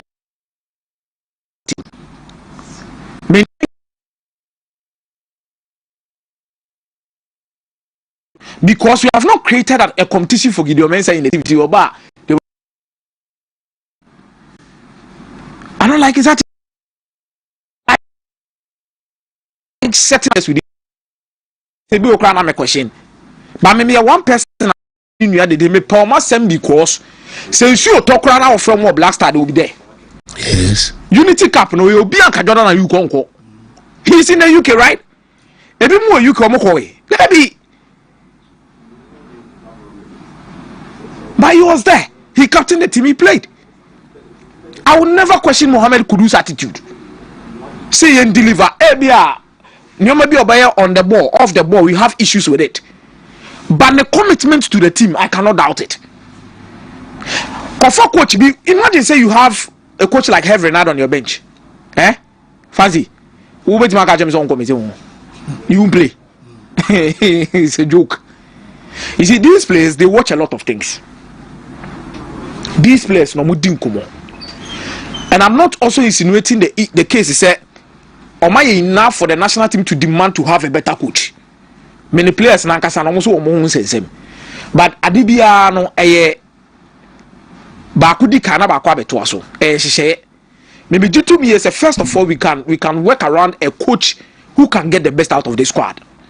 Then secondly we can decide about who fits into the whole system, the coach or the coach and our coach, Eddie Banana said there be. Fancy, we need a coach to come and create a coach, and then the coach and Ankasa be him go for the film. Debia na obi di Amori Matem said debia me example.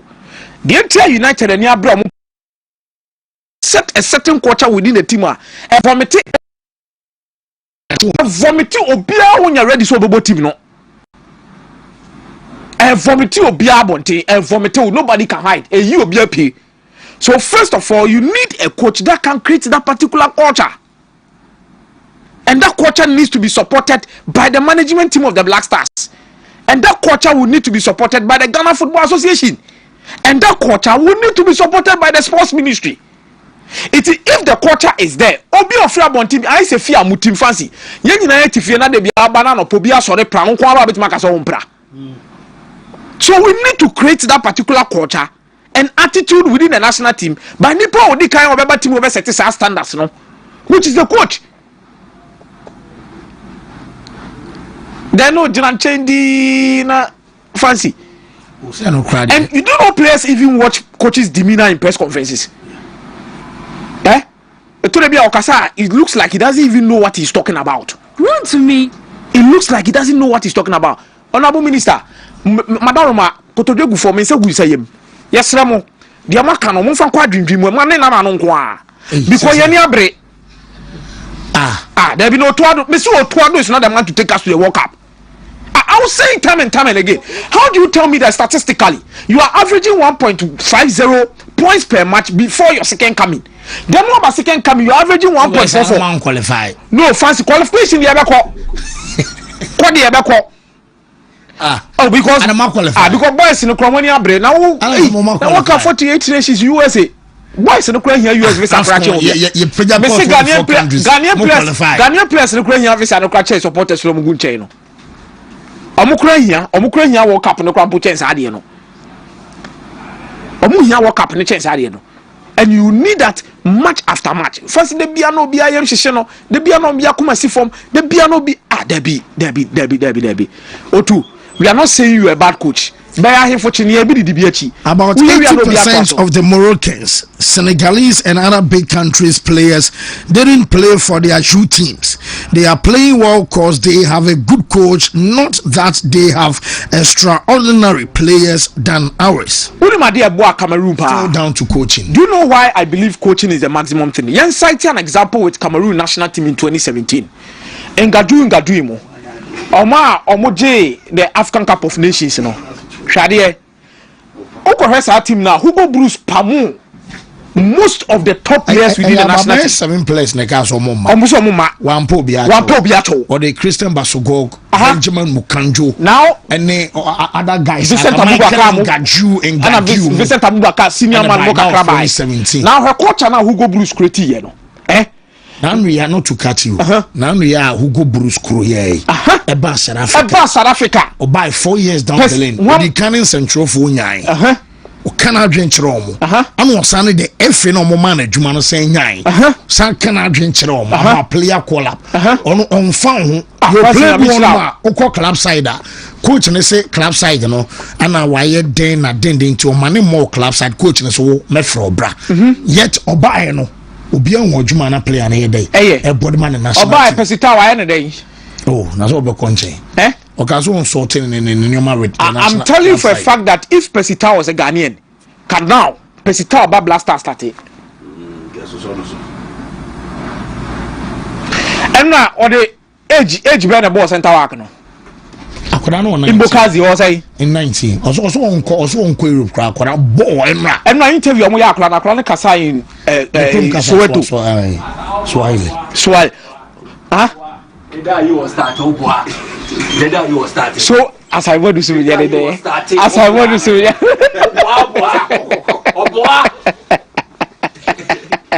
Kabo, so we need to change the culture of the national team. Very important. We need to change it.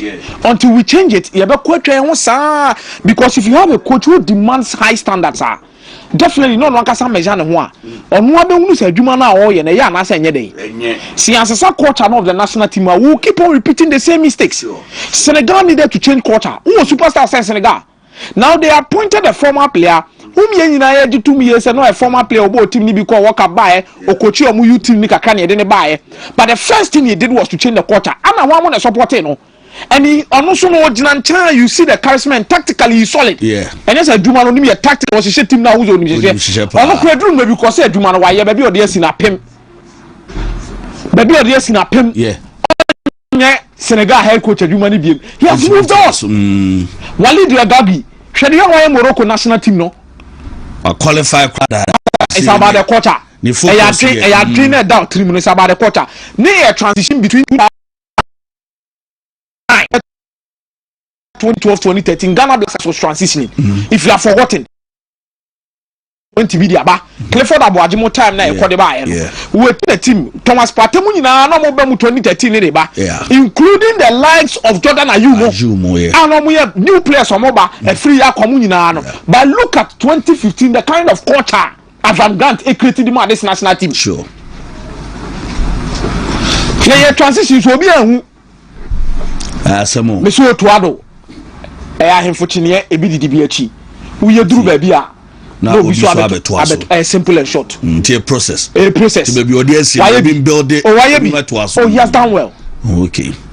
Obi intimate try and almost the pressure now on a ball no I am not pressure too much. Change crowd to be no. Ah, me say the England man. Also Chinese. O try to change and na yem session no. Come here, to dance why? Komia Messiah, I don't know, aha, T. Focus yet your D, many a home she, come see a baby. Now, it's also the free. Well,